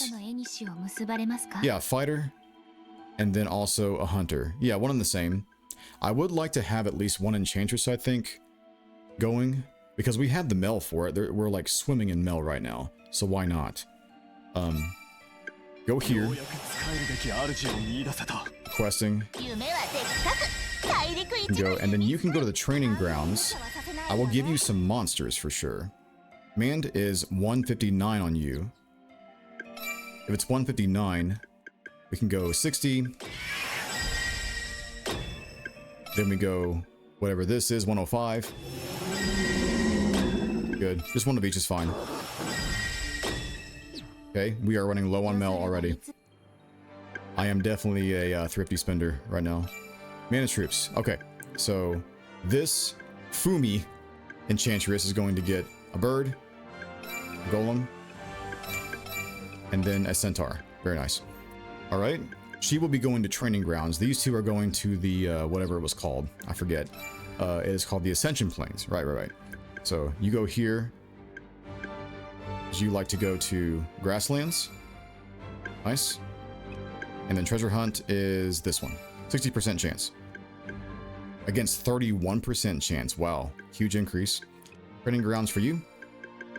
You guys are going to be fighting, that's for sure. So we can attack right there. We can attack here. And we can also attack here. Alright. The only thing I have left over to do, I believe, is with Lori. Yeah, she needs some monsters right here. At least one more. She needs, what is it, 75? No, 65. No, it's 75. Yeah. She's got a lot of command range. Wow. 75. Isn't that just a dragon? Yeah, just give her a dragon and call it a day. Defense, resistance. Nice. Man, there is a lot to pick apart, guys, so even though I'm a Brigandine vet, like, I am fast at these menus, but like, you know, trying to get around the other mechanics and decide teams that way, it's changing things. It's changing my mindset quite a bit, especially because of the rally mechanic. So, right, I think we're good to go. Can I actually save this freaking game? Is that possible right now? Save. Thank you. That would be lovely. Awesome. All right. Hey, there's a guide here, guys. Yeah, if you ever need to like review anything, the guide is right here for you. There's a lot of stuff here, so, you know, take your time, right? Don't get overwhelmed because it can be overwhelming if you let it. All right, so everybody's set to go on a quest. We will be not moving. We're just going to be ending our phase, right? I did not check the market yet. Let me do this first. Here you can buy and sell items or trade materials. Some items have a limited stock available for purchase. As you discover new items on quests, most will become available at Nifrim's market as well. However, certain particularly valuable items will never be added to his wares. Right, that makes sense because you have to quest for like the legendary stuff maybe. Use the trade option to exchange materials you have for others. Selecting a material will display what materials can be exchanged for. Okay. Oh yeah. The trade is not going to happen for a long time, I feel. So here we have soft stone and large stone for a solid stone. You know, we don't need to worry about this right now. Selling.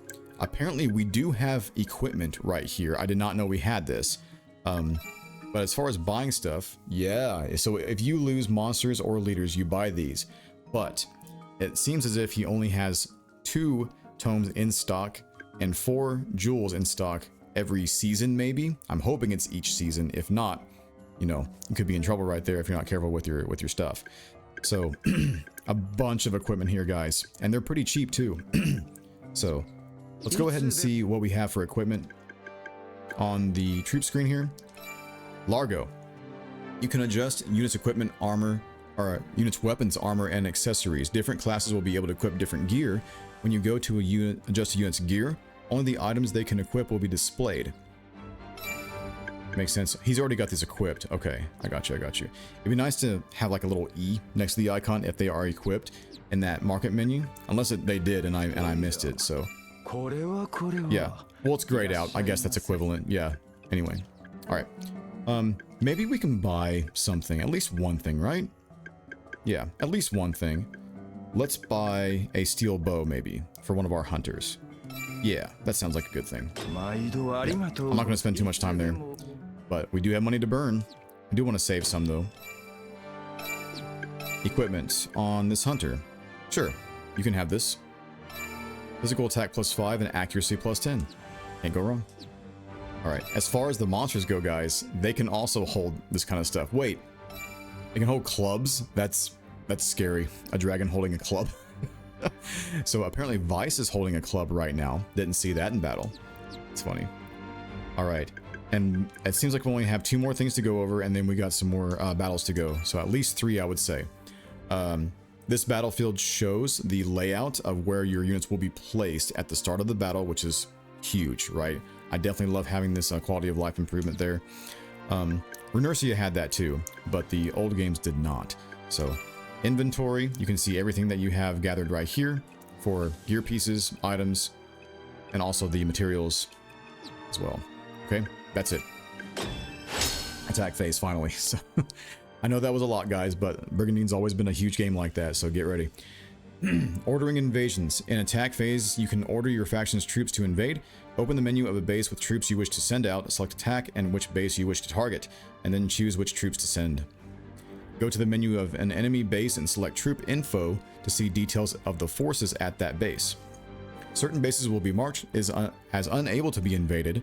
You cannot select these bases as targets during an attack phase. In story mode, these bases may become able to be invaded after you progress past a certain plot point. When invading a base, you can select which troops to deploy. Be sure to check the battlefield and position your troops wisely. If you hold bases on opposite sides of your target, you can coordinate a pincer attack, right? So if you're attacking from left and the right, your units will appear at those corresponding locations and the enemy will be in the middle. So, yep, pretty cool. All right, so I don't care who goes where, really. Can we inspect the castles? Base info. Okay, I cannot see who's here. Wait, no, I can. No, it's the Krakens. Oh, I don't want to fight these things. They're called a Yorgoth. A Yorgoth. Oh, wow. Very German of you. Okay, this looks kind of scary, I'm not gonna lie. You have a fiend here. This is a level 1 demon, it looks like. Oh, man. That looks hard. That looks pretty tough. There's an enchanter named Bruce. Bruce is gonna kill us all. I'm very scared. All right, we're just gonna go in. Arcacia, what's over here? Troop info. Oh my god. They really filled out, didn't they? This is Savar. Savar's a healer? Okay, I remember the name Savar. I think he's the leader of this specific faction. I don't know what they're called. Clarosa. Or is it Arcacia? Larcacia. No, Larcasia is the name of the castle. Arcacia is the name of the faction, I think. Yeah. I'm pretty sure. Yeah, because Shugen clan is over here, Samura clan, etc.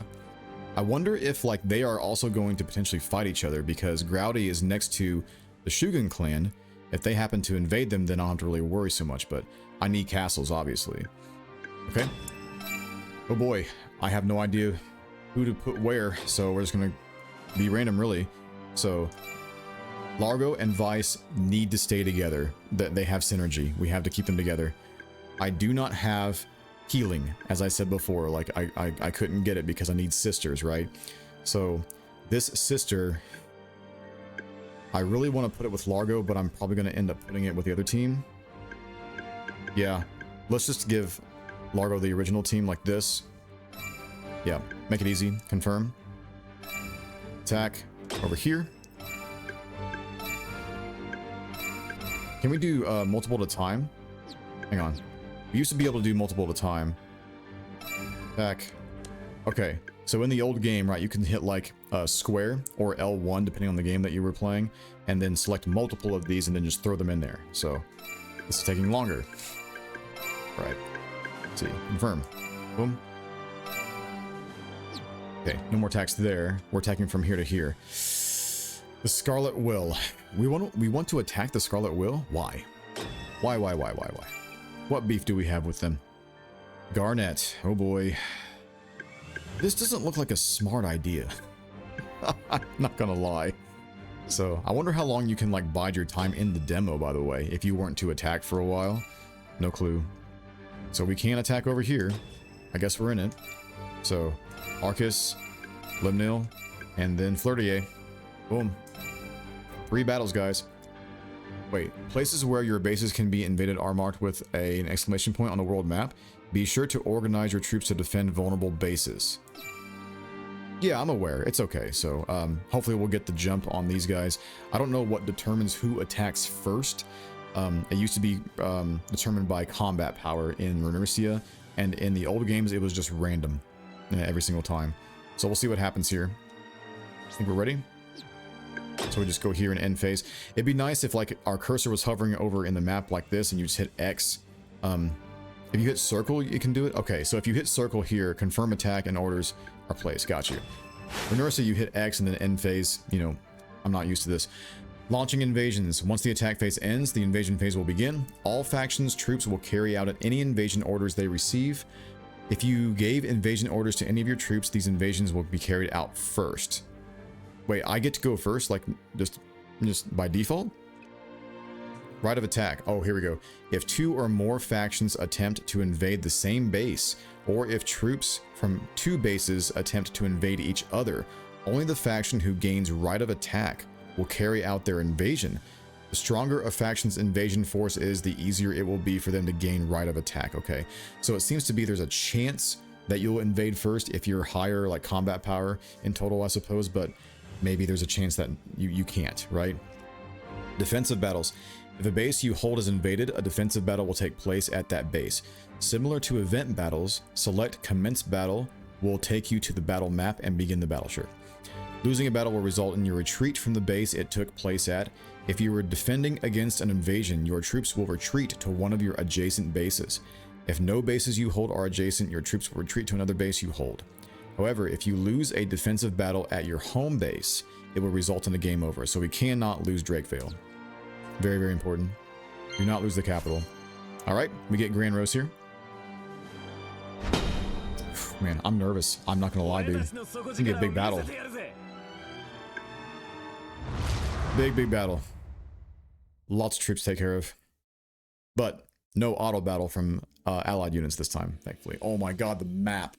Holy crap, dude. Look at this battlefield. Oh man, I love the map. Look at it. Look at the height levels too, dude. Wow. Yep, I get it. We're defeated. Oh man, we are just right into it. No story, no nothing. Okay. Again, this is not an event battle, guys. This is just like your basic, you know, classic Brigandine fights right here. Oh boy, there's a lot to pick apart. Going over the terrain here, I'm not sure what these things are doing. Like, this says height plus 10. And as you go up, height plus 11. Here is 12, 13, 16 right here. These guys certainly have ranged attacks, don't they? They do. Yeah, they have Bloody Rain, Poison as well. I don't think they get increased range, but maybe increased damage. But it is a spell. Maybe that's just for arrows. I'm not sure. These guys are going to be scary because they can move your units, right? Lash of Devilfish. Lash of the Devilfish. I love the name of the skill. That's great. Deals minor damage. If there's a space, moves the enemy adjacent to self on hit. Wait, what? These things can pull you?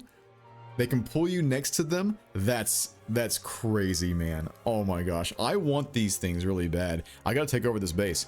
Because if this base can summon these things, I'm getting them. That's insane, dude. What about these mermaids? Nope. Status. Aquatic movement boost. Aquatic HP regeneration, right? Specialist C increases damage by 5% and critical rate by 10% when on the water. These are rally traits. Like, does the leader get both of these? That's crazy good, man. Love it. They do have a magic attack, which is Splash. Protect and resist. All right, a solid unit. Mermaids and mermen kind of like suffered a lot in the previous games, so I'm glad to see they're getting some love there. All right, this demon, I have not taken a look at you, so we're called a fiend. Rally trait is troop element shifts to dark. So if he attacks any of my units, I'm kind of screwed because I don't think I have a lot of holy units on the field. Reduces magic resistance by 20%. Wait. Oh, so it's like a give and take right here? Ugh. I'm not sure about that one. Okay. You have Curse, the OG Curse spell. Balls of Darkness, Weaken, and Gravity. You have Gravity at the start? Not okay. We have to take this thing out like ASAP, dude. That thing is scary. Enchanter.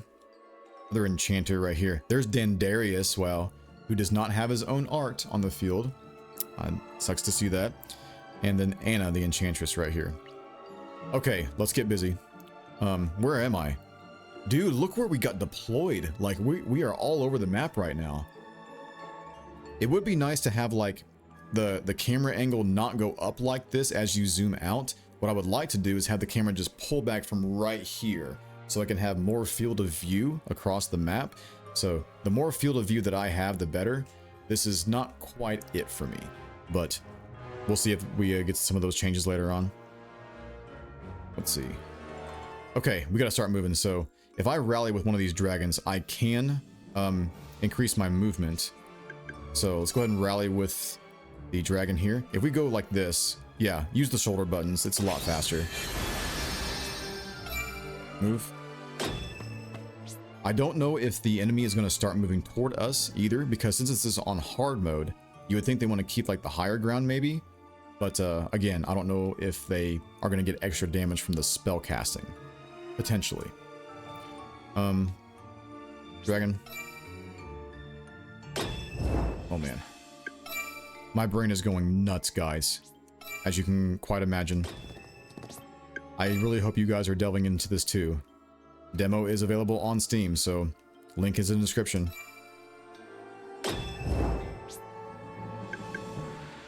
Wait, let me rally over this way, maybe. No, we want to come together because that's going to be a problem right there. If we can kite these guys to us and separate them out, that would be huge. So, Lewis the fighter. Let's rally with the dragon.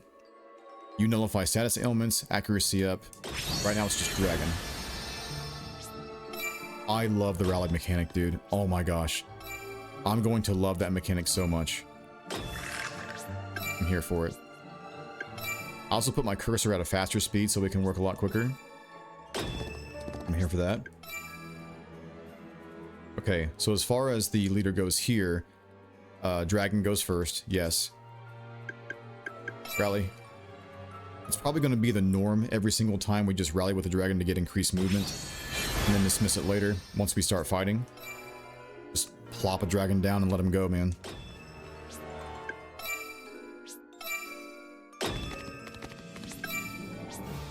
Okay, I need to speed this up. The default speed is a little slow for me. If they can speed that up just a little bit, I think I wouldn't use the speed up option, really. Because I want to see things play out, obviously, and not have to go back and forth. But yeah. In Remercia, I think we had like levels of how fast you could go. Yeah, they're just going to stay right there. Smart. But yeah, having like ×2, ×4, ×6, or, you know, all the digits would be good. Okay, we're still rallied here. It would be nice to start like closer to the fight, but they are pretty close right here, I would say. Dismissing uphill. Let me look at that. We can dismiss right now and then attack something. Kind of stupid, but it is a possibility. We can also dismiss up to the top of the hill. That's pretty cool too. Wow. All right. I definitely want you moving right here, but I don't know how close I have to be for them to aggro, honestly. Because if we can see their movement, yeah, if we can see their movement, then that needs to be considered. Because this is a healer, right? Yeah. We got to take care here. I think we do dismiss the dragon at this point, just because we can get a forward position and get protected, right?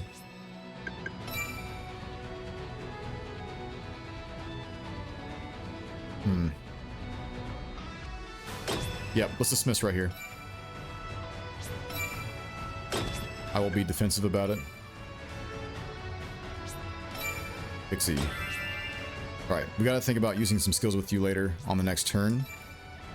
Because certainly they're gonna start fighting, I would say. We gotta support them on the left.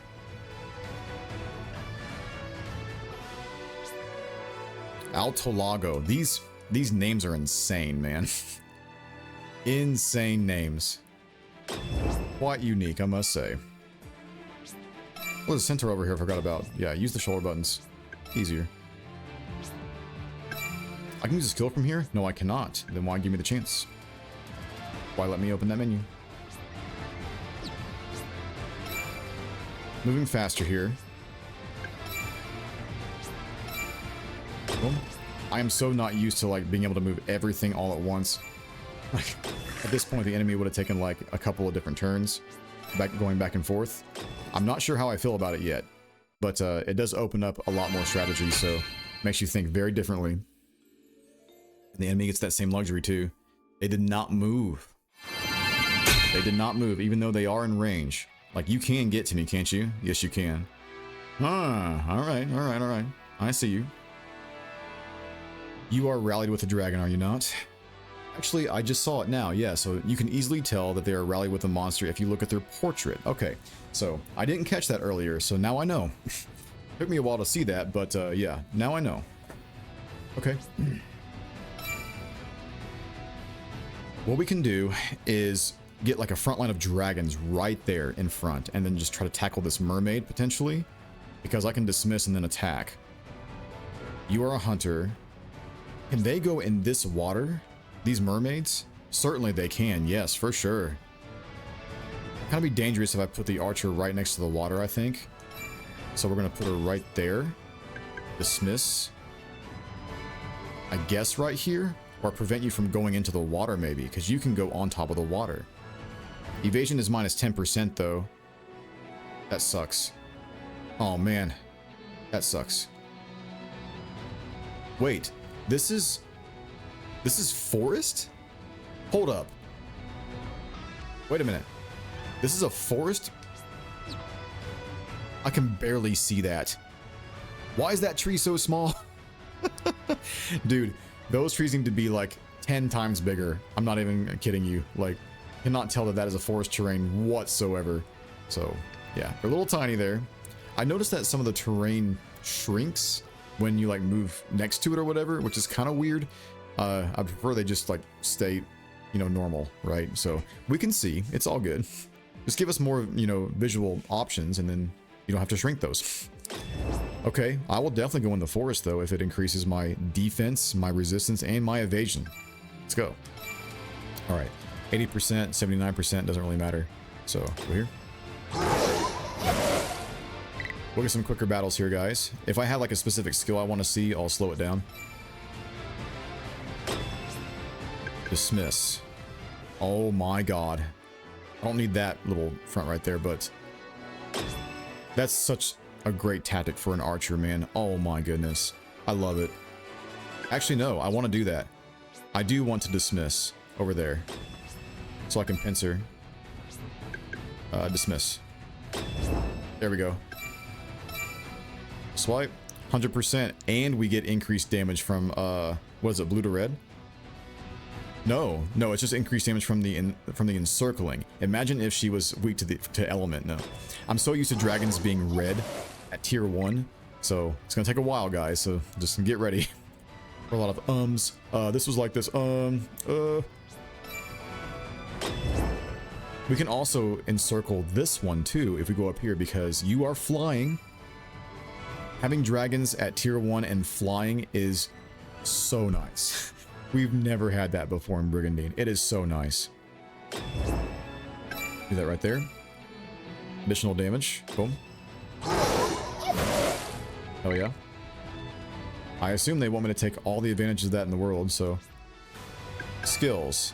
Heal, Flying Sphere, Medica. Heal we don't have to worry about right now. It is 3 spaces though, so we have to position her accordingly. This is going to hurt the mermaids a lot because you are green element.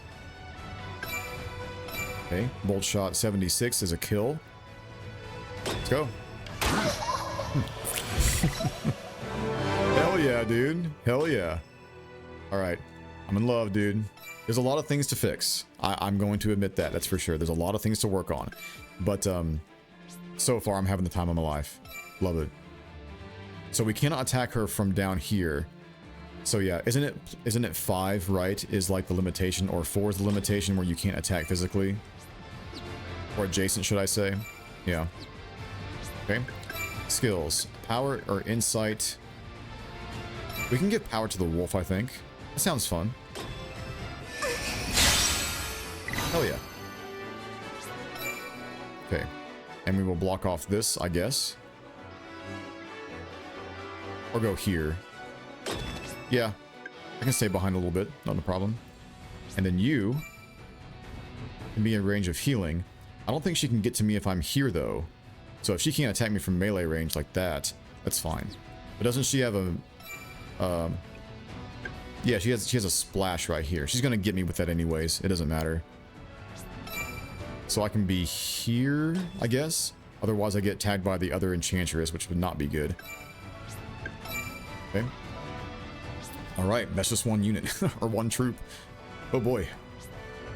So, I can still attack with you. That's right, because you can dismiss and then attack. I forgot about that. That's huge, man. Yes. Guys, despite what needs to be worked on, this game is going to be awesome. Love it so far, dude. As a huge Brigandine fan. Okay, if they're getting attacked right there, certainly they're going to come down this way and try to get me. So, are you rallied with the dragon? You are. I may have to let them move. How far can you move? Pretty damn far, it looks like. Alright, let's try to stay away from them so they can't get us in melee range. And then let them move and then we'll hit them back. Yeah, because we can dismiss and then also attack in the same turn. Oh my gosh, that is so nice. It's so nice. I'm so used to like a unit moving and then knowing I'm not able to attack and then just hitting wait right away. So, but I get that, you know, it would kind of be a detriment. Some people are going to misclick, right? So, just a little piggy point on my part there. Alright, they're definitely going to move at this point. Oh god. Slow that down. Dragon attack. Ooh, nice attack animation. Just roundhouse kicked my ass. You can roundhouse kick a dragon. You're a friend in my book. That's quite awesome. So I thought that would be extra damage, right? No, that's because dragons aren't red. Again, I'm so used to them being red. My fault. Oof.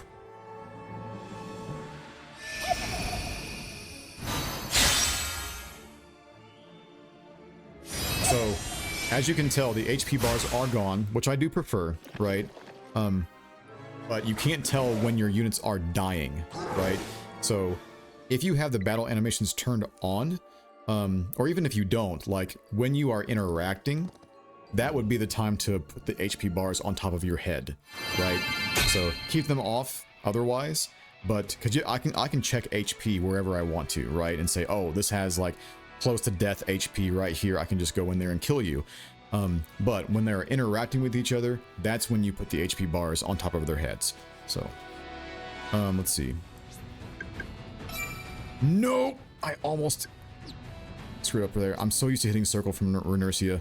Guys, I don't know if I can play Renercia on stream right now. I don't know if I can do it because the confirm button is reversed. This will not take counter damage if I do this. We can try to get rid of a healer. Then again, I might need to move you for enclosure. That might be better. A leader? Where's the leader? Anna's right here. Okay. Also, when the HP bars are missing, keep the troop letter on the units, like Troop A, Troop B, and Troop C.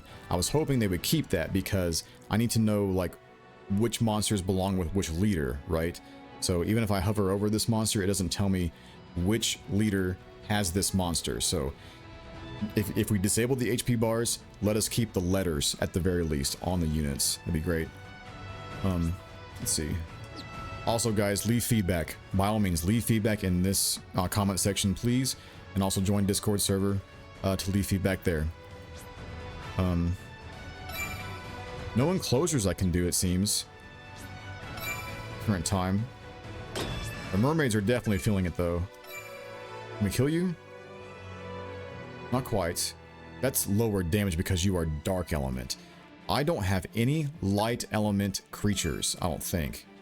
No, except for the healer, maybe. Alright. Let's go here, I guess. Okay, speed this back up. I would like to do breath and not get counterattack, so we can hit both you and you. When you do like the left shoulder buttons, move the cursor with it as well. Little tidbit on my part there. So breath's having a chance to miss is really insane to me, man. That missed him apparently right there. Okay, that's fun. I can enclose you, it looks like, right? No, I can't. Wait. Oh, because you can move there and close my dragon. I understand. Can I just do this? Just do this. I get it too, but whatever. I can heal my dragon from where I am. Down the mountain. Let's get a heal in there. Seems like he could use one. It zips to the one that has the lowest HP. That one I like. That's a nice quality of life. Very cool. That should be a centaur kill right there. Boom. Critical too. Oh yeah. Oh yeah. We have hidden away tactics here. This wolf is dark element. I just realized that. Wow. Okay, that's fine. They won't be resistant to themselves, thankfully. 100% chance. Man, you are powerful, dude. These vampires are insane.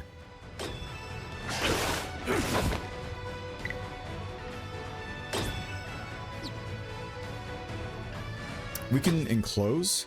Yes, we can enclose you right now. Because the dragon's gonna have to hit you. It's kind of like sacrificing the dog a little bit, though, I think. Yeah, that's 100% sacrificing the dog. Let's not. I do want to do a breath attack, though. There's a beautiful breath attack right here. If it hits.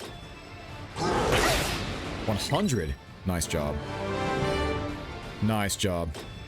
Guys, dragons are going to be so good in this game. I'm so ready for the dragons to be good in this game. After witnessing Renercia, man. Oh my goodness. So excited for it. Alright, we have a lot to do down here, by the way. So, that was 2 full units going right there. So, yeah. That's a lot. They haven't used their attacks, though, back here with the Orgoths, where they pull me. They might be able to pull a leader, though. That's kind of scary. That's 1 to 2. You can use this after you move? Yeah, that's broken. So it could like go here and then potentially pull my leader adjacent to where it sits right there. If they do that, oh my god, I'm in big trouble, I think. Vampire. Oh man, the vampires are tough. I only have this unit left, don't I? You have venom, correct? Yeah, venom and poison.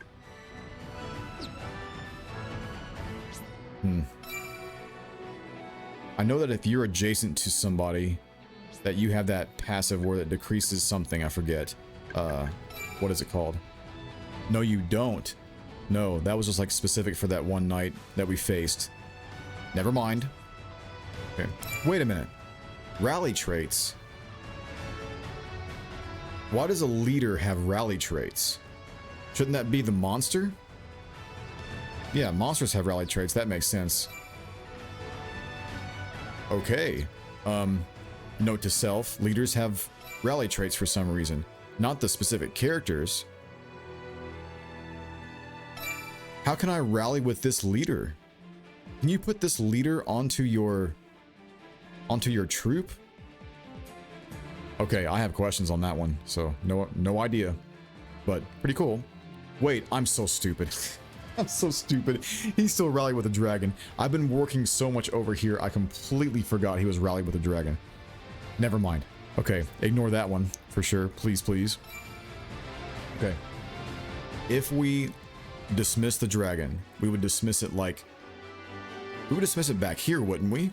Yeah, couldn't I just do something like this? Dismiss and go back here? Oh man, hang on. I really want to get an enclosure this way. Is it possible? It's almost possible. I can do it if I put the marionette up there. I don't want to wait with him. I can't like dismiss, then back out, and then move something else afterwards. Makes sense, I guess. He's doing so much damage. Oh my god. Because he's dark element, that's why. No, that's not why. It's just because he's strong. Okay. Taking a little bit of a risk right here. Can't reach you. But I can use this. Oh boy. 68%. It's not great. Got him. Yoink. Think we can get this guy. We might have to enclose him with the centaur, which I don't want to do, but so be it. 109 to 161. Oof. Yep, it's because he's weak. That's why. Even though darkness is resistant, the encircling is helping a ton, man. Okay. Even be gone. I banish thee. That's a really good kill, though, because Curse is going to hurt if we let him use that. Going to hurt a lot. I could have used you. I completely forgot. It's alright. Lonesome fairy back here. Oh man, it takes a while to take your turn, guys. But, you know, granted, just because, you know, you're moving literally everything all at once.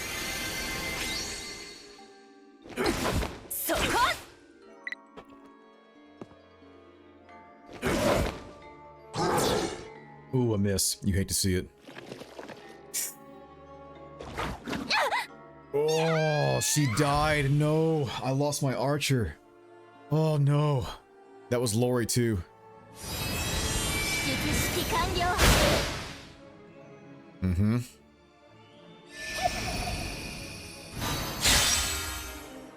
Oh no, guys. Yeah, these fights are definitely on hard mode, that's for sure.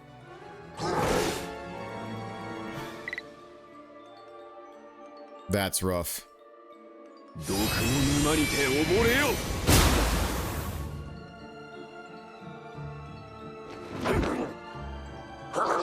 There's a centaur, as expected.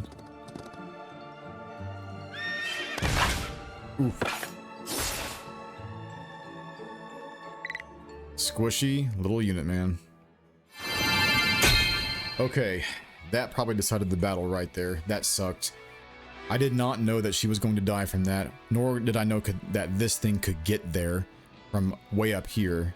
So height 15 and then down to 10. Oh man, that's some scary stuff, dude. Scary stuff. Okay, well, it's very hard to get to their leaders. Extremely hard. She is what element? Red? I have no blue on my team whatsoever. No, I keep hitting circle, damn it. Skills. I may need to retreat here, guys. Like, this is not looking good at all. Oh boy. All right, let's get some hits in if we can. Okay, so this is what I was talking about earlier. Like, if I'm going to move next to a unit and I want to check their HP while I'm moving, I need to be able to do that, right? So when my cursor's over top of a unit like this, tell me what their HP is, right? I know you can put the HP bars on, but like there's needs to be a little tiny menu that gives me the HP number or somewhere, right? Let's see. I do not like these odds whatsoever, dude. Okay, I have to check HP levels here. 223 here, 310. This thing destroyed me, dude. Completely destroyed me. Was not expecting that. 411. We can potentially get the leader back there. I can reach him. Status effect rally does not help that much.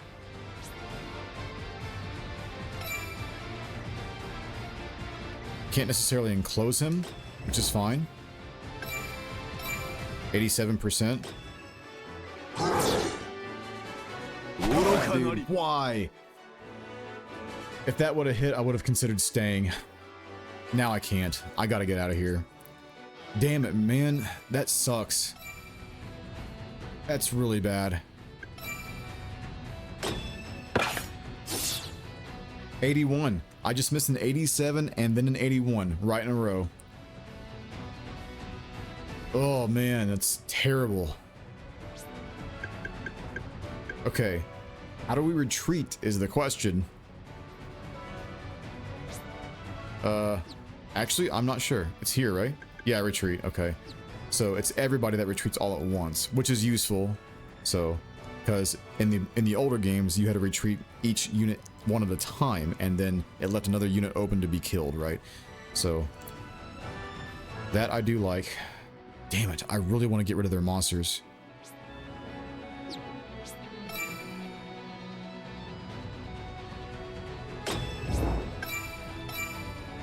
$92 to me.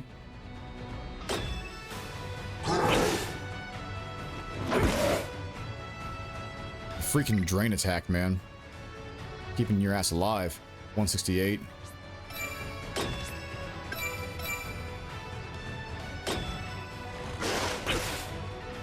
Man, that dragon missing that leader, that botched it completely, dude. I didn't even see the opening that they had over here for my hunter. That took me by surprise completely. Enclosure.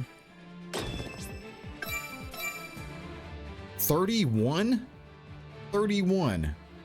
I know you're resistant, but my God. That is such garbage. You have resistance on, but not protection. My God, dude. It's terrible. Why is that so low? I'm curious. Mischievous kick, 27. Nope. Oh boy. That was atrocious, guys. Sorry.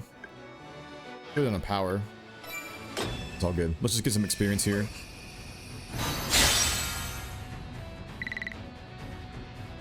Ugh. Okay, I think we're ready to retreat, right? 2 liters. Yeah, we're gone. Alright, couldn't take that one. My bad. Them getting that leader just completely sealed the deal. Ugh, terrible.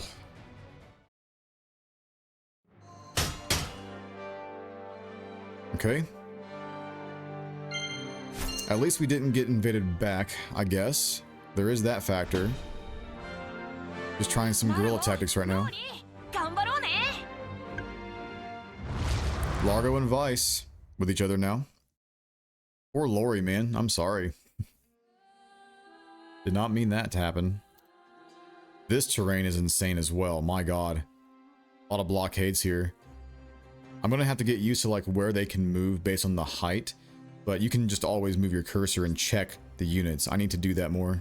Okay guys, just for the sake of making sure that this gets out as soon as possible, I'm going to put this demo into a couple different parts, maybe 3 or 4 parts because there's another campaign to play. But at the current time, it's like 12:30 at night. I've got to get some sleep.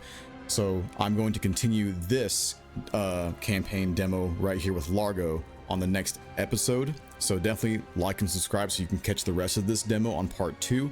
But I want to make sure that this gets out as soon as possible by tomorrow morning, thumbnail and all that, so you guys can be notified about it and then get in there and get your feet wet too. Okay, so thank you all so much for watching. I'm your host, Valkos. I will see you for the conclusion, hopefully, on the next episode of Brigandine Abyss demo with Grand Dradnica. You guys rock. Thanks. Bye.